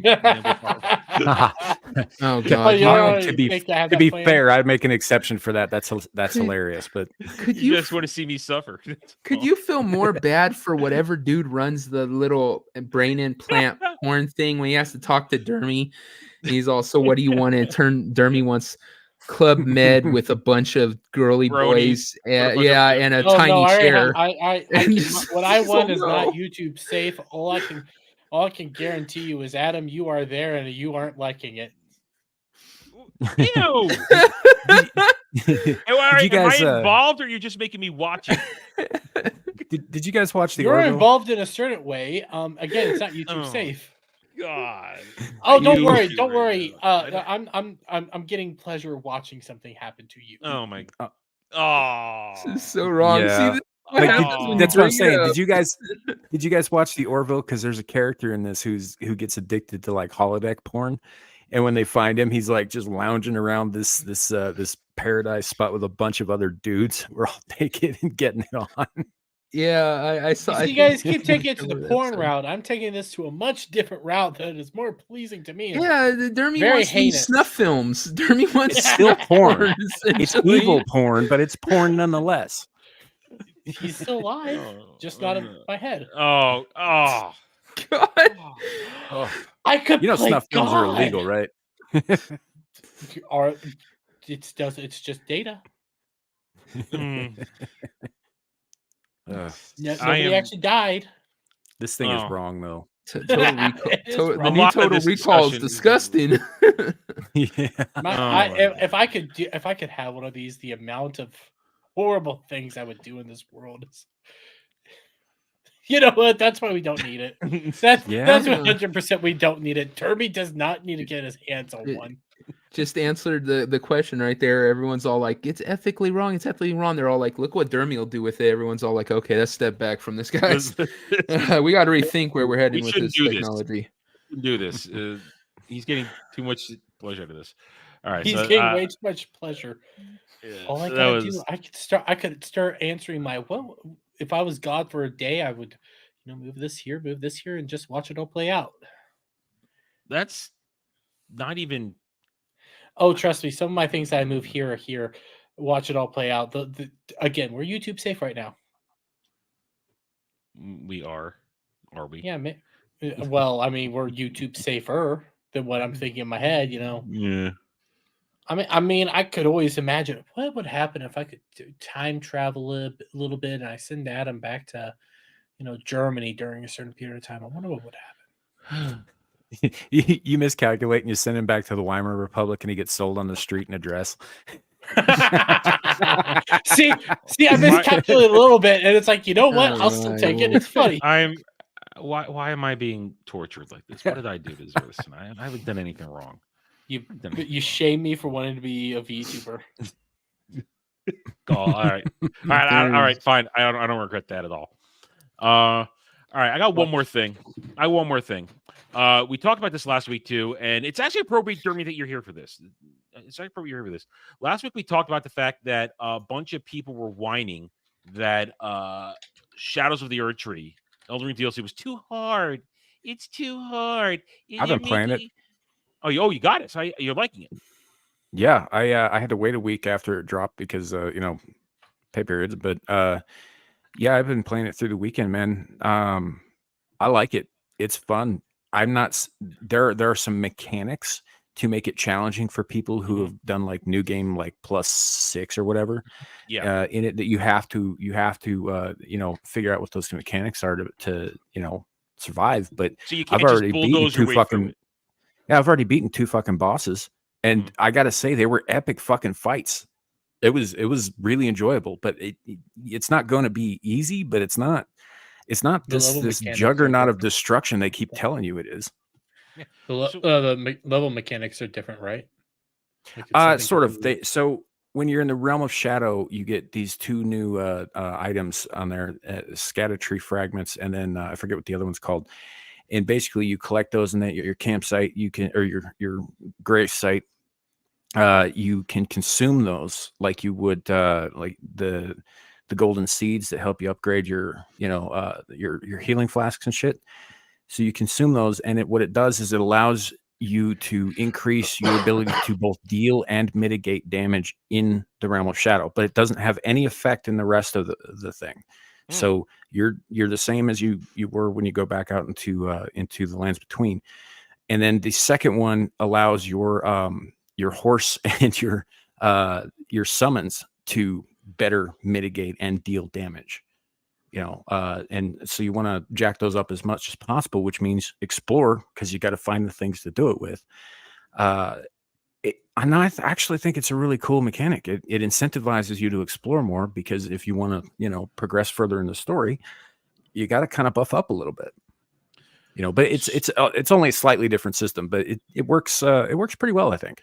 But you can confirm that if you get good and you work, the game's a challenge, but it's overcomable. It's not this, oh my God, it's so hard. Yeah. So, for instance, I just beat the second major boss that I encountered so far anyway, because like the lands between, it's kind of non-linear. But the second one that I ran into was Renala, Twin Moon Knight. That fight is fucking awesome, but it took me 9 goddamn attempts to beat her.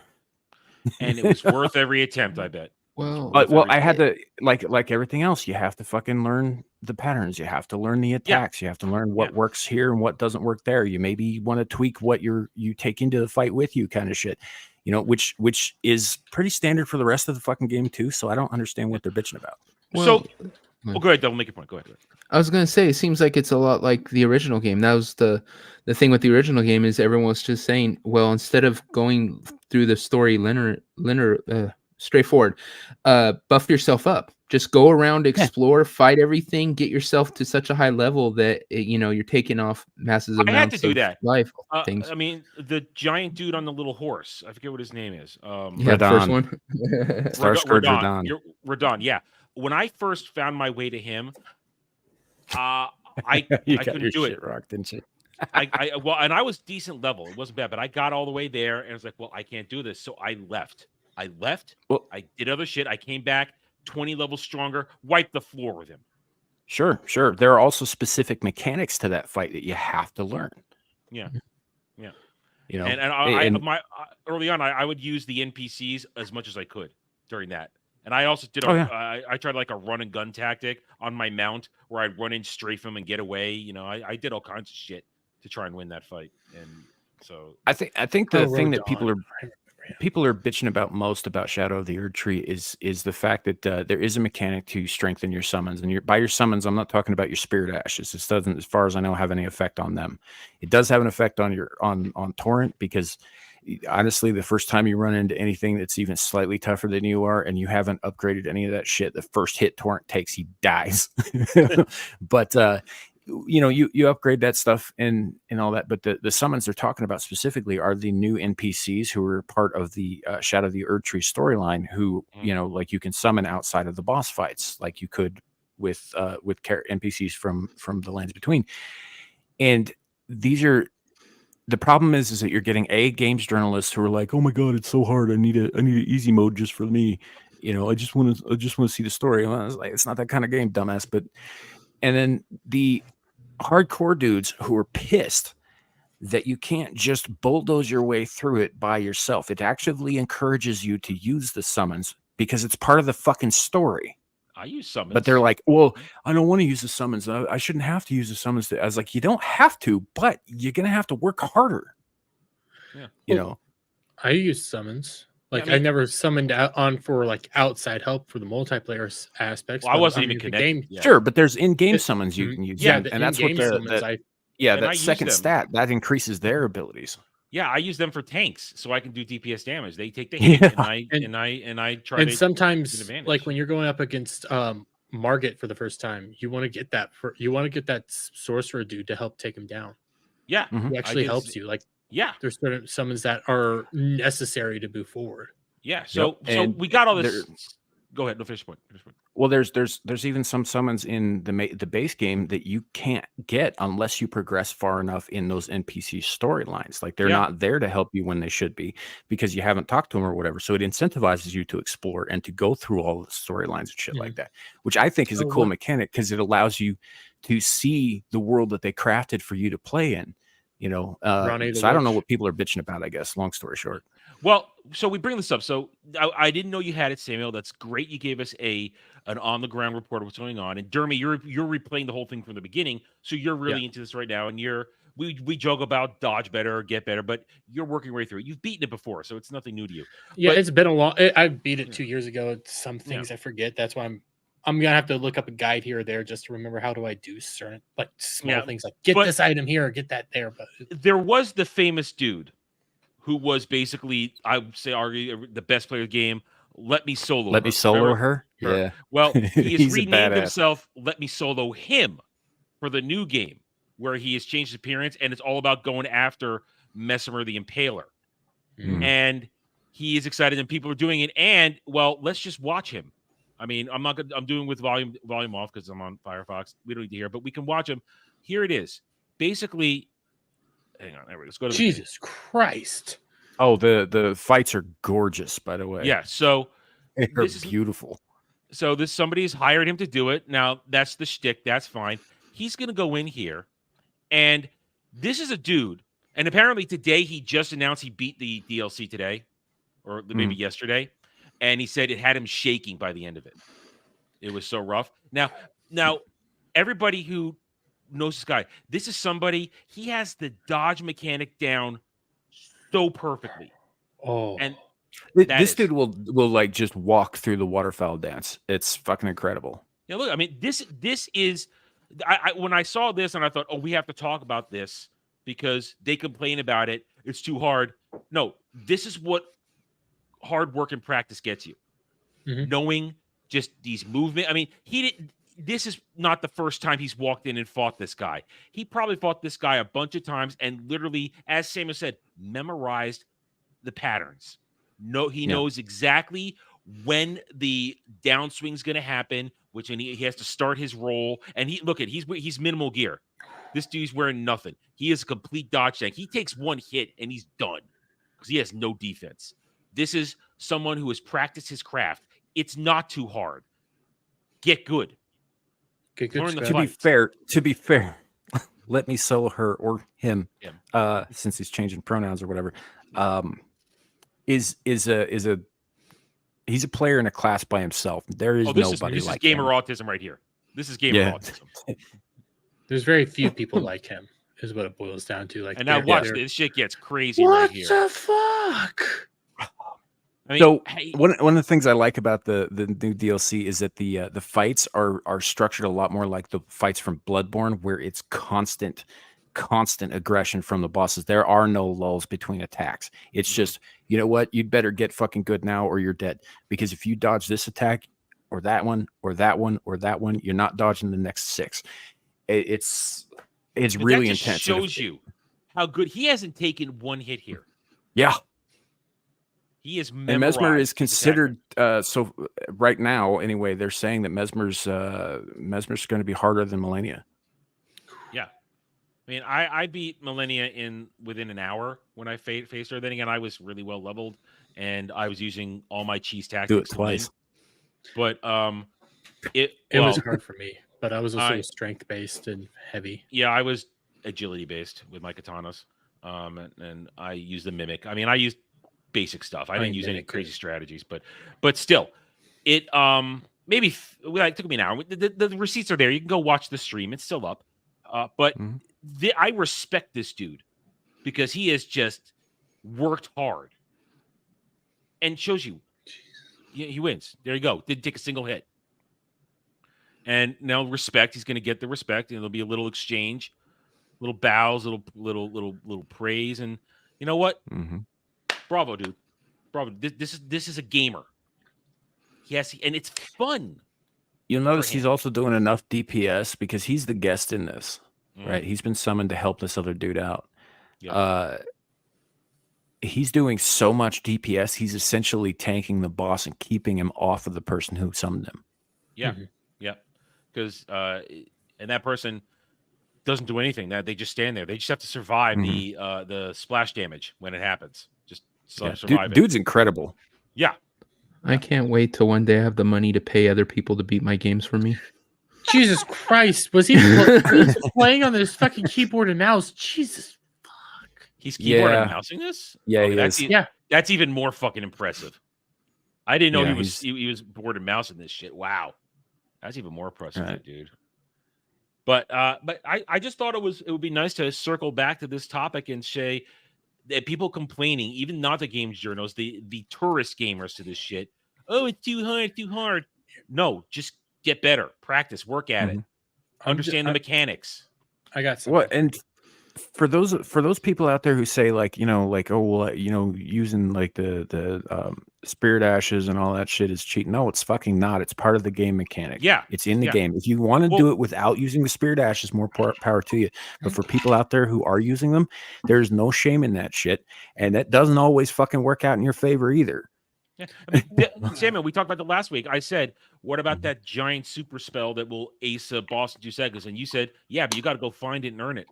You don't just fall in your lap. You have to go through all of Mountain Gelmir and come out the other end of it to find that damn thing. It is a pain in the dick. I There's might a have lot of that awful, awful might shit have, you have to go through to get to that. Yeah, I might have that spell. I don't know if I do. I mean, I just collected spells because I was trying to get a trophy. Yeah. So I have no idea. If Now I it's even just have some it. sorcerer hanging out on a fucking cliff top past like some of the nastiest rune bears you've run across. You know, and he's just like, "Hey, buddy, hey, here, have this spell. You've suffered enough." Oh, I saw this, Dermy. Yeah, I've seen this. And I've I'm seen only this. going to play the first 20 seconds because this comes from. Oh God, no! I only saw the clip. There's 18 minutes of this. No, this is only I'm only going to do 20 seconds of Oh. what she says because this Okay. is from a different video altogether. But, Okay, see, I saw the clip on Twitter. Okay, go ahead, Blake. I did. Freaking Static sent this to me. Why can't you pause? Multiple kinds I said, why can't you pause? Your face. of disabilities, especially where gaming is concerned. There are long-term disabilities. There are situational disabilities. There are temporary What? disabilities. It counts as a disability where a video game like Elden Ring is concerned if you have a kid. You have a 2-year-old, you're trying to play Elden Ring, you can't. No. You got the gist of it. All right, here's I am. Okay, fuck her first of all. All right, Dermy, you're in my FF14 DM room.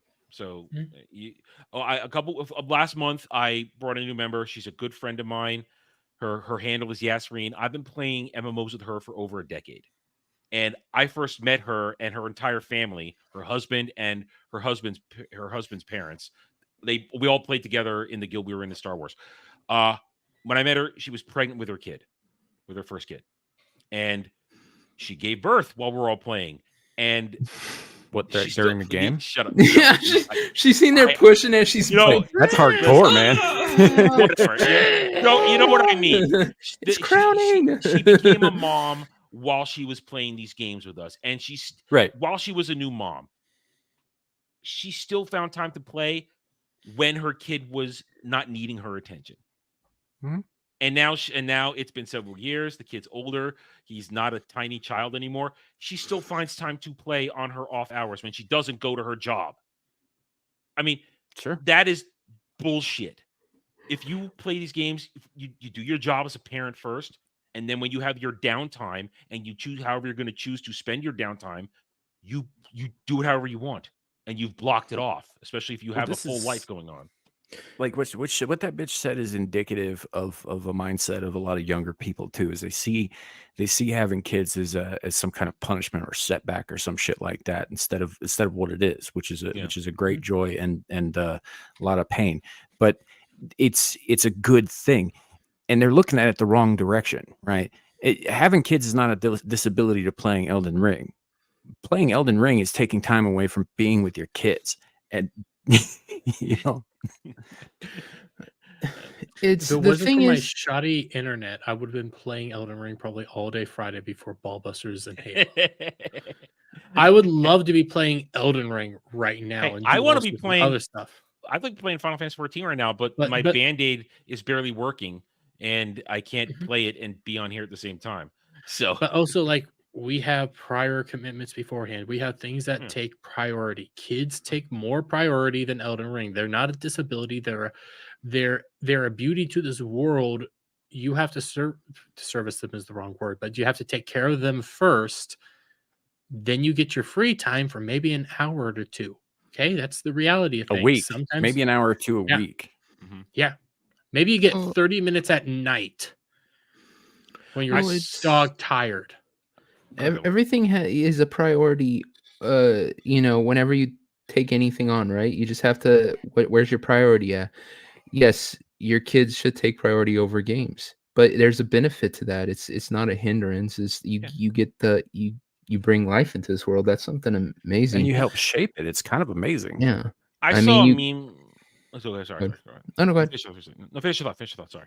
I was just going to say, I mean, that's how it is with everything. It's just like a girlfriend. Yeah. A girlfriend you have to actually put time into, and that you could be playing a game, but do you see the benefit of having the girlfriend, or is the game more important to you? You just have to weigh what is going to bring more happiness to your life. I would say having kids would be much more important to me than a stinking game.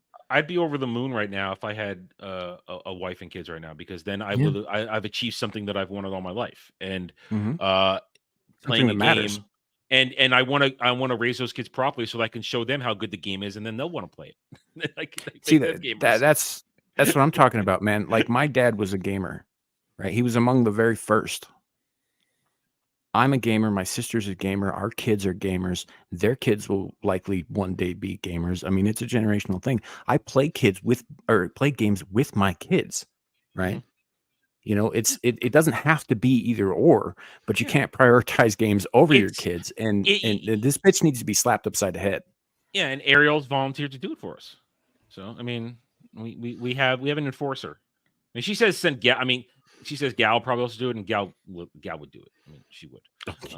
Gal would more, probably and curb check her. more. But And more. But I saw a meme Gal would today. do to Adam, but to her. I saw. I'm going to ignore that. I saw a meme today, and I don't know if I don't think it was associated with this, but it fits this. It's just a cartoon of a couple sitting on a couch, and the woman looks kind of dazed, and she's holding an infant, and she's going, "I didn't get a chance to do anything today." And the dude says, "You kept this little thing alive all day. That you did do something. You took care of this kid, and it's alive for another day because of you. So you did do something." And that kind of falls into this.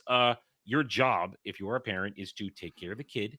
And when the kid is safe and well and rested, clean, happy, sleeping, you've earned your time to then take a break. But after that, don't. Sometimes games can always wait. Kids can't. Yeah. I get we live in this era of brand new thing, better get new thing, instant gratification constantly over and over and over again. And when you're a content creator, it's a little bit hard, but guess what? Kids take priority. If there's a new game that you want to play for content reasons, but you have a kid, guess what? Game gotta wait. The kid comes first. Perfect example in terms of priorities today. Okay, I had to do a review today, and I woke up late because my hours are fucked up. So I woke up late. I have to get a little bit of exercise in because I'm trying to take better care of myself. So I got to do that first. Then I got to eat something. Then got to clean myself, make myself look all pretty before I go on camera. And then because it's a show to review, I got to actually sit down and watch a show. And unlike Jed, who watched things at 10 times speed, I'm going to watch it at regular speed and not be insane by the end of it. So I got to watch the show first. And then I got to sit down. Maybe I'll procrastinate another 15, 20, 30 minutes as I let it sink in. But then I got to set up the assets for the show. You know, I make clips, I get screen caps, and then I got to figure out how am I approaching this? What's my attitude? How do I feel? And then I sit down and I do it. And then when it's all done, then I got to edit the damn thing. Of course, I edit as I go with the reviews. I do a segment, then I edit it. Point is, that takes time. What do I really want to be doing right now? I want to be playing Final Fantasy 14. It's been out for 3 days. Tomorrow, or actually in 3 minutes here on the Eastern Seaboard, it gets the new DLC Dawn Trail gets opened up to everybody else. I've been in early access for 3 days, and I've barely done anything because it took me 2.5 days to get Viper from level 80 to level 90 so that I can actually do the new content with the class I want to play. Tomorrow, the doors open. Everybody's going to be all over the new zones. It's going to be flooded. It's going to be crazy. All I want to do today was to play a little bit and progress the story so I get ahead of it. I didn't have time because I have to do the review that people, well, small amount of people, because my House of the Dragon reviews don't do a lot of traction, but I committed to it. Got to get it done. Okay, I get that done. It's 5, 6 o'clock in the evening. Well, kind of got to eat dinner. I'm a little hungry. All right, got to get that done. That takes time. And then here we are done. And okay, I had about an hour and a half window after dinner, cleaning myself up, before we started the show tonight, because this is something I am committed to. 10 p.m., we're going to do the show, whether I really feel like it or not. It would have to be all y'all can't be here, and maybe something else gets in the way that I can say, okay, I'm going to F off tonight. But no, the show's going to happen. So I had an hour and a half window. Okay, I thought maybe, just maybe, I could play some Final Fantasy 14. Nope, sorry, the queue times are so large, it's going to be an hour before I get in game. All right, fine. I took a short nap in the chair. That's what I had time to do. Yeah, that's that's it. Yeah. That is it. And I mean, this sounds funny coming from an avatar on the internet, but the fact is that there is life outside of the internet. We all have real lives outside of the internet that we have to attend to. If we don't, things fall apart around us, and then guess what? We're not going to be on the internet much fucking longer. You know, it's just you got to take care of your shit. And with kids in particular, right? If you're a parent and it even crosses your fucking mind, you know, the what this bitch said, right? That even goes across your mind, then you are a shit parent. Right. The fact that those kids are your priority should not even be in question. It should be automatic. Yep. But some people it isn't. Some people have kids who shouldn't have kids. Yeah, and they shouldn't have kids. That's, you know, there's plenty of people out there who are willing to adopt too, by the way, folks, who would be more than happy to pay enough attention to these kids and raise them right. Just saying. You know, if you can't do it, someone else out there is more than capable and wants kids. Yep. There are options. And it's terrible. And Ariel, I've never even heard of this. I've never even heard of that. Have you guys heard of this? It's a yeah, no, I think I have heard of it. I might have listened to it like a while back, but I don't. Oh no, this is a pretty new thing, isn't it? Yeah, I did hear about it, but that's just because I've been watching Nux Taku and he watches a lot of shit like that. But I didn't actually watch it myself. No. Yeah. Well, we've established. If you're having problems with Elden Ring, get good. Get good. And if you're having problems as a parent, get good. Get good. If you're having problems as a parent, get really good. If you're having problems with the Elden Ring, welcome to From Software. Yeah. Get fucking good. Yeah, that's the motto. That was my first From Software game. And from what I'm told, it was easy mode essentially from other ones. Fine, I accepted the challenge and I beat it. The next one actually, because From Software didn't used to own Armored Core, but they own it now. Armored Core Fires of Rubicon. That was my next one. I didn't know I was getting into another From Software game, and I got through that one and all its trials and tribulations. And then I played a non-From Software game, Lords of the Fallen 2. That was easier than Elden Ring, honestly. So the off brand Souls likes tend to be a little bit easier. In general, they're not all, but they tend to be. There was one I was playing a while back. I can't even remember what it was called, but it was rough. It kind of would have made perfect sense if From Software had made it, but it wasn't them who did. But and because of that now, I've had my fill. I've even though it's the lower tier of the difficulties, I've proven to myself that I can do it. I can get through them. I can suffer the 4-hour battle and achieve victory. And my style, and I find a way to play it, find a way to victory. I don't need anymore. That's why I'm not getting into Erdtree, even though I still have my copy. I could do it. I'd have to replay the game because I didn't beat Moog. I'm not going to do it. I don't want to do it.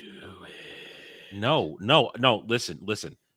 Even if I wanted to, I mentioned this the other day. In order to properly play Final Fantasy 14 right now, I need to get something better to play it on because I barely made over the benchmark, and I had to get a special fan-made client to run it properly now.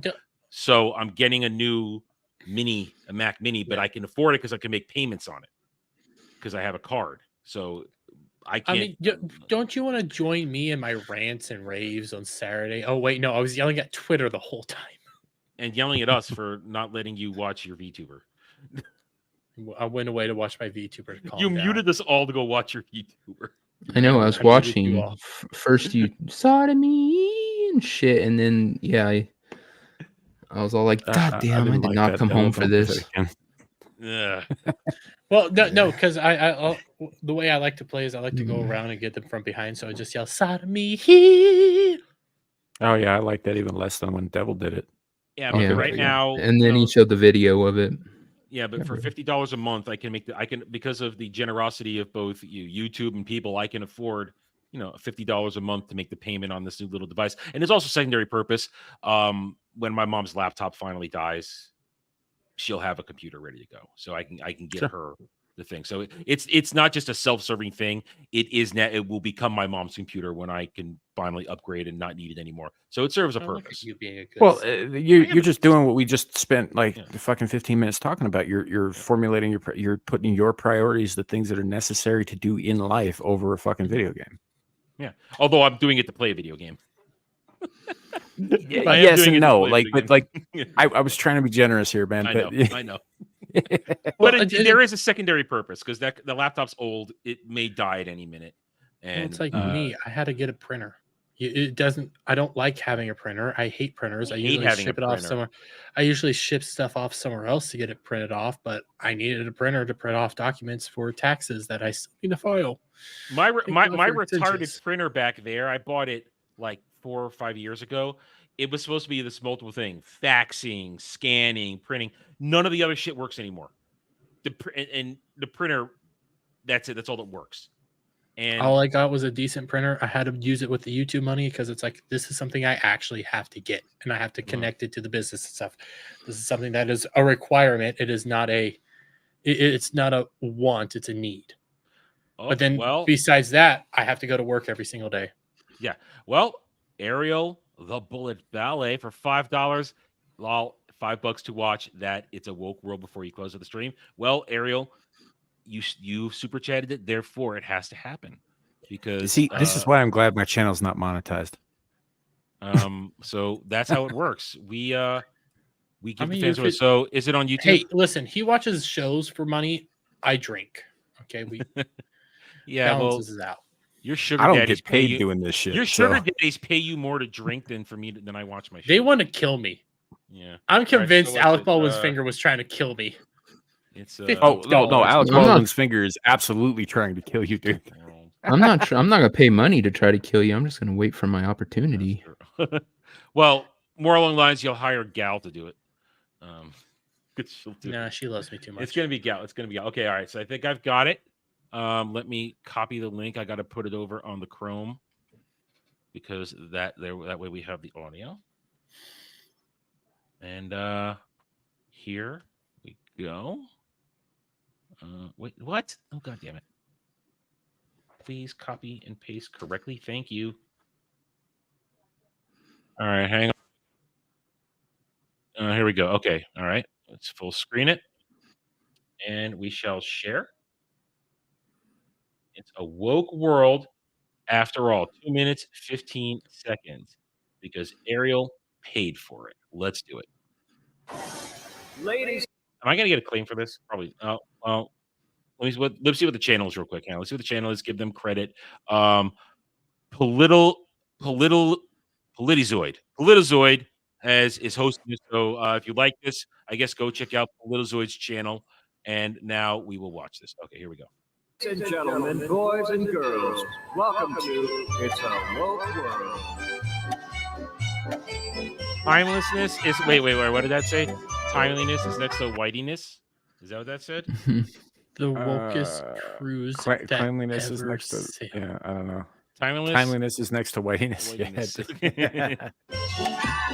All right, we're gonna have to read these. Okay, the wokest cruise that ever sailed round the world, in cooperation with Chinese Communist Party. I think that's a Chinese Communist Party. Yeah, CCP. Yeah. Okay, yeah, CCP. Reimagined warning. Tomorrow. Check your privilege. Sorry, Earl, I got to bring it down so we can read all these. Warning, check your privilege while on this ride. Reimagining tomorrow. Oh my God, it's one of the pride flags with a rainbow. Where I missed. Wait, let me see what. No. If it's doing this, it's gonna. Okay, we'll see it when it does the reimagining tomorrow. I love the font for the Chinese Communist Party. Right there, that's fucking hilarious. You're that right. Is one of the many prides. Yep. That's part of the pride sticker. Yeah. The pride. It's not trans. I don't know which one that one is. It's part. The colors are there though.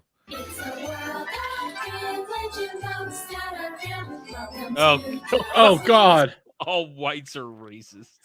Wow. Camp Re-Education. By Blue Ocean Brain. Ooh. I don't get that. Anybody get that? I don't get that. That's No. I don't want to. I don't know that joke. Okay. Okay. Okay. Yeah, they're all wearing racist t-shirts. Person, All right. person of color, racist white, indigenous person. Can't read that one. Well, maybe we'll get a little closer. All right. Warning. And 80% of the people here are white. Trigger warnings. You notice how it's all the same price. Yeah. Equitable emission. Oh, look, a POC. A POC. POC. A oppression. The basketball player. Yeah, well, that's LeBron James. That's LeBron James. All right, let's see if we can identify these. All right, so that's Colin Kaepernick. That's LeBron James. That's that black bitch that smoked weed and then said I'm oppressed because they're kicking me out of the Olympics. Is that Joy Reid? I think so. I don't know. NBC. Yeah. It was me. Before that, we found out she was wearing a wig. I think that's the one. What's her name that has the blonde hair? Is that who it's supposed to be? It's Joy Reid. Yeah, I think it's Joy Reid. Okay, so all right, so we get points. We identified the oppression Hall of Fame.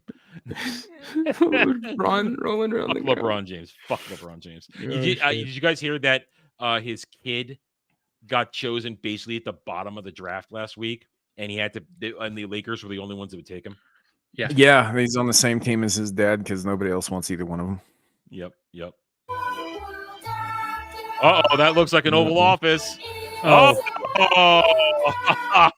we get that one. I mean, yeah.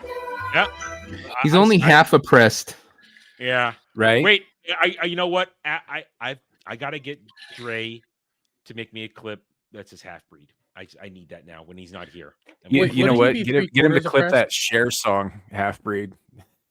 Wouldn't he be 3/4 oppressed? Because yes, he's half black, half white. His mom was. He's also gay. Well, closeted. I mean, he's not publicly gay. He's still hiding behind a beard. Who's a dude in a dress? So, well, listen, we don't want to get in trouble with Big Mike. Wouldn't that be funny if the little door opens and Big Mike comes in and she's like higher than the door, like a linebacker? I heard. I'll keep the politics to a minimum here, but I did hear something about the other day. Somebody was saying like, I think it's going to be, Big Mike gets voted into office or whatever. And I'm thinking to myself, I'm like, you're going to see a parade of people going around saying, oh yeah, it's the first black woman president. I was like, no, still not a woman. No. We're going to talk about that tomorrow. But one thing I have to say is, why the hell would he? Him and his husband are controlling Biden. Why would they give up their puppet to be the one in the? They have it better than ever. Rumor has it they're trying to dissociate from the puppet now. Probably prolapse due to extreme old age and overuse. Ugh, all right. If destruction be our lot, we ourselves must be the authors and finishers. What? China. A world of power. Disney. Oh wow, that's fucked up. Well, listen. Remember, they did film this. Little Chinese kids making Disney toys. Yep. Truth hurts. Hey, it's funny. True. Yeah. You know what? They needed to have one of these girls crying. They need tears coming down the eyes. I bet at least not some allowed. of them are Uyghur Muslims.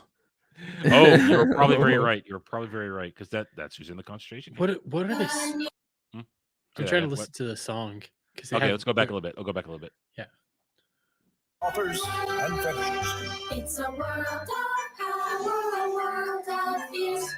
A world of power and a world of fears. We work all days to make souvenirs. We work all days to make souvenirs. Oh, your leader. No. Hey, Samuel, you were right. Look, you were right. There it is. Right there. Oh my God. I knew they were going to include them. Oh, look at them walking across the back. Them up when it matters, but yeah. Do you see the ones walking across the back? Like they're marching and shit. Yeah. They're getting marched to the organ farm for the Saudi princes because got to have them halal organs. Can't exactly just take them off of any old person who will eat pork. Just saying. Oh no. Hang on, I missed that one. There's the week. Line. I know. Legatus has the lines. lines. Listen. Souvenirs, all the millions of God and the weakers aside. It's a world after all. Oh, that's dark. Whoa. Yeah. We are not doctors. Yes, we're not doctors. We are not doctors. Apparently, neither is Fauci. But let's get past that part. Oh, there you go. Thank you. Right next to the Uyghur camp. Thank you. Bravo. Close sec, keep out. Bravo.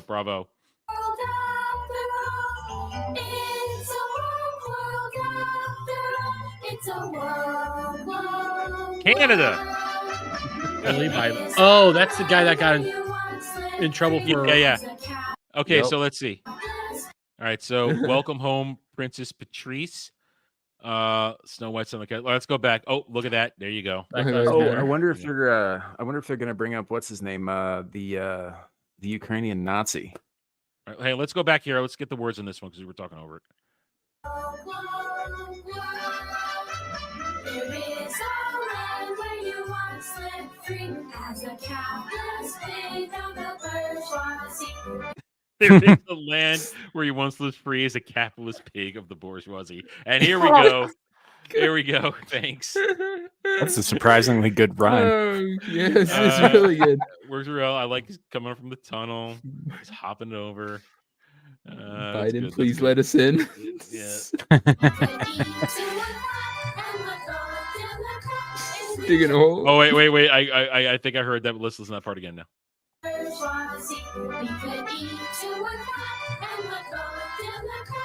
We can eat till we're fat and vote Democrat. If we just get past the wall. The goddess just has get the past lyric that to the wall. I see it. The goddess says, yeah. Oh, Jesus Christ.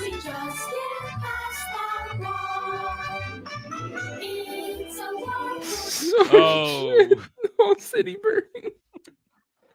Well, It's just I mean, America. are we? Oh yeah, are we gonna get a George Floyd now before we get out of this? Oh God. my you, God, you know we have what's funny to me is that when we entered Canada, there's this little tiny black square on the wall right behind the guy getting arrested for holding the Bible that says Black Lives Matter. We get over here and it's just like a fucking mural. What are we going to get St. George Floyd in there? That's what I'm wondering. So in America, yeah. white science is violent. White silence is violence. What did their shield say? America was never great. Yeah. Oh, okay. All right, here we go. Go on fire. Oh, there's a homeless. It's a Homeless Molotov person. cocktail. Are those, is that a pig? Those are pigs. Yep. Those are pigs. You got this Molotov cocktail. Well, that's a pussy hat. Oh, you're right. It you're is. right. You're right. It is. I missed Well, no, the that. pink one. Yeah, I thought it was just a beanie, but no, it's they're all oh, pussy you're hats. right. Yeah, you're right. You're right. Yeah. So there you go. Just live on the street with your liquor and your pigs. There you go. Yep. Well, everything In burns. the tent city. Tent City. Yep.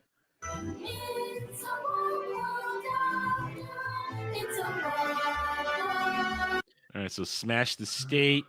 Can't read that one. Compliment. Okay. Cries goofy, or crit. CRT is goofy. Yeah. Oh, so this is where the underground people talk. Yeah. I get it. Yeah. Commie. Yeah. Okay. This is the actual people saying fuck. There's fuck, woke. fuck. Yeah. Okay. We're gonna see this challenge ideologies colorblind. Well, I think that Adam, I think that was challenge colorblind ideologies, like essentially, basically, people who say they don't see race, and they're just like, oh well, yeah, you must be racist then, if you don't see it. Yep. All right, so work through the guilt, shame, and defensiveness. Okay. Lady equity. Acknowledge your Impact biases. Impact biases. Donald Duck throwing a tantrum. Okay. That's my favorite Donald, by the way. I like the Donald with the boner because that's funny. Beware of microaggressions. Oh God. I look at the fist, the Mickey fist. Microaggressions. The commie Mickey fist. Yeah. Yep. Sorry, Walt. To hell with you. Call them all a bunch of communists, and I believe they are. Hell yeah! That, right. That is a soundbite taken directly from a deposition he was at like 1947. Which it's on YouTube in full. I highly recommend everybody go watch what he has to say about communists. It is the entire reason that his organization was subverted and infiltrated by the people who currently run it today, who have done nothing for the last 60 years but try to spit on his good name, including his family members. Yep. Yeah, they have all sold out. So There we go, Ariel. I hope you got your $5 worth, and thank you for the $5. That was fun. We enjoyed that. That was funny. Got a good laugh. So once again, if you want to go check out the video itself, it's on Politizoid's channel. We don't want to take it away from the person who posted it, so go check that out. Actually, Yeah, it's a good video, 2 years dude. ago. Politizoid. Wow, that was Yeah, like 2 years very- ago. Wow, that was a Whoa. little prophetic there, huh? That's all of that is still relevant right now. Yeah, and All it that is was still relevant. well done, very well done. Yeah. Oh, that's good quality. Yeah, excellent quality. So good job, Politizoid. Well done. Go check out that channel. Probably if you want more parodies and satire like that. So cool job, man. There you go. All right. With that, I'm out of topics. I got nothing left. So let's say our good nights and be on our merry ways. Devil, what's your new schedule look like? So bad. I got tomorrow. We are doing Wrong Think. I don't know how long it'll go because I'm just kind of throwing it together here with last minute. Then you probably won't see me all the way till Friday night. We will be back at the pub. Otherwise, my schedule is very limited. And I will finally next week. We should finally be able to get to the first episode of Devil's Angels. We will still be watching Manhunter, and I just have to get it filmed and then probably pass it off to Bug, and he'll probably have to do the editing because I just don't have the time. Yeah. And so check all this out. The Hub is great. The Hub was my companion when I needed to grind on 14 this weekend, so it was nice. They're just chatting away, entertain me while I grind, so it was great. We were pretty funny this last weekend. Yeah, it was a good one. It was a good one. I kept pausing it when I had to go in something because I didn't want it to run because it was causing me to lag. So I would pause it, get back in, go back. So it was great. Check out the pub, check out all that stuff. One day, Get Ranked will come back. One day in the future. Yeah, one day there we've got. Oh god, I have so many lists already done because I'll get ahead of it on my break. So I got like 6 lists done, and then come back and all this has happened, and it just wiped all that out. We'll get there. All right, Dermy, you still got a busy week ahead of you. Yes, that's right. I got 2 videos planned for tomorrow. Then tomorrow night, I have to watch The Acolyte because for my review Wednesday, yay, and hopefully another video Wednesday as well. Then Wednesday, I don't know what time exactly yet. I'm still nailing that down. I'm going to do a pseudo Saturday again because I don't work Thursday for Independence Day, and I'll be playing some more Elden Ring. So come check that out. Then Thursday, I might stream a little bit during the day, hang out, do whatever, because again, it's Independence Day. No little ones, so we're not going to be blowing anything up, but it'd be nice to just hang out and celebrate the land of the free, home of the brave, and the land we all desperately love. That we should probably kick Adam out of. Fuck you. I saw a good meme today where there was a school bus that said Pride Month, and then there was a train on the train tracks, and there's a train coming and said 4th of July. Yep, it's America Month. It's America Month. We don't get a date. It's America Month. America Month. Then, of course, Ballbusters this Friday, where the gay intro is planned to be gone, along with furry video. But I'm still gonna have some sort of torture in there for Adam. Don't you worry. I actually, Dermy, I have a video that I'll send you from my channel. Because Devil's doing this whole new, like, peppy intro thing that's I applaud him for it. It's taken him a while to get there, but this is from back when we were making fun of him a lot more for that. I'll send it to you so you can use whatever you want out of it, man. It's pretty funny. Ooh, I will. It's an Eeyore video. Devil. Dermy, who's the guest this Friday? As far as I know, it's nobody. It's just the crew. It's the 4th of July. It's hard to get guests. So, well, if I get off work early again, I'll try to drop in. I was going to drop in this week, but you were full, so I was all okay. Well, it's the melees. When the melees are on, it's always chaotic and fun. Which they will be back. I need to get back in touch with them. Oh yeah, Melee K is going to be on the pub. Grant had to take some time away. God, so many people are dropping off. So Melee K is gonna substitute in for a couple weeks. So see her there.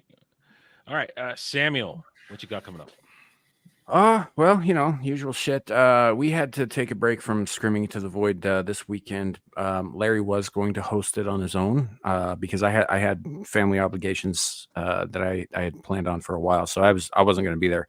And I told him, I was like, dude, I could just cancel the show. He's like, no, I want to do it anyway. We ran into some like insurmountable technical difficulties, so he was never actually able to get the show started. So we had to cancel it and postpone it till this weekend. But we will be back this weekend with episode 102 of Screaming Into the Void on Saturday. And then with Abyssal Musings 86 this Friday, we're doing a big quiz number. So we're gonna have a bunch of people on there. Larry put together another one of his impossible, stupid, fucking quizzes. So that should be a good time. You can come watch me get frustrated as fuck. And then I don't know, Thursday. I don't work Thursday. It's a federal holiday, and I work for the government, so I might actually do a 4th of July stream. I'm not 100% sure. I did one last year, so I might make that a thing. Who knows? So maybe that, and then you can always find me over on Exile -2, hanging out with somebody who likes to piss off YouTube and pretty much everybody else. And then back here for Mellow Mondays next Monday. Oh, and I might be able to pop in on Wrong Think tomorrow, given that Devil's starting a little bit later. So yeah, all right, that's it. That's all I got coming up though. As for myself, tomorrow is Tuesday. Don't know what I'm going to do yet. Wednesday is Acolyte Day, same as Dermy. Well, it's Acolyte Day when I get my review out, so expect my review for the Acolyte Wednesday afternoon. As I said earlier, if you haven't checked it out, go check out my Hot D Season 2, Episode 3 review. It's up right now. Thursday, I'm going to try and do a gaming stream on Thursday myself, back on the gaming channel, Renaissance Art Arcade. The poll is pretty much in stone. It looks like to be that I will be breaking out my copy of Dragon Age Origins, and we will be starting a fresh playthrough. Once or twice a week, we'll just sit down, we'll play through it. I got to remember all my tricks of the trade to get through it, so we'll have some fun with that. Good try to do it Thursday. And then Friday, play on Ball Busters. Saturday night drive-in this week, Jed and I are going over the 1998 adaptation of The Man in the Iron Mask. So we'll be enjoying that. I'll be on Saturday, probably on Saturday. Then Sunday, roundtable, 2 p.m. Eastern, we'll go over the week's events. I'm sure the Acolyte will not disappoint. The week isn't over yet. I'm sure other crap will happen. And then we'll be right back here, 10 p.m. Eastern next Monday for another roundtable. Sorry, Mellow Mondays. God damn it.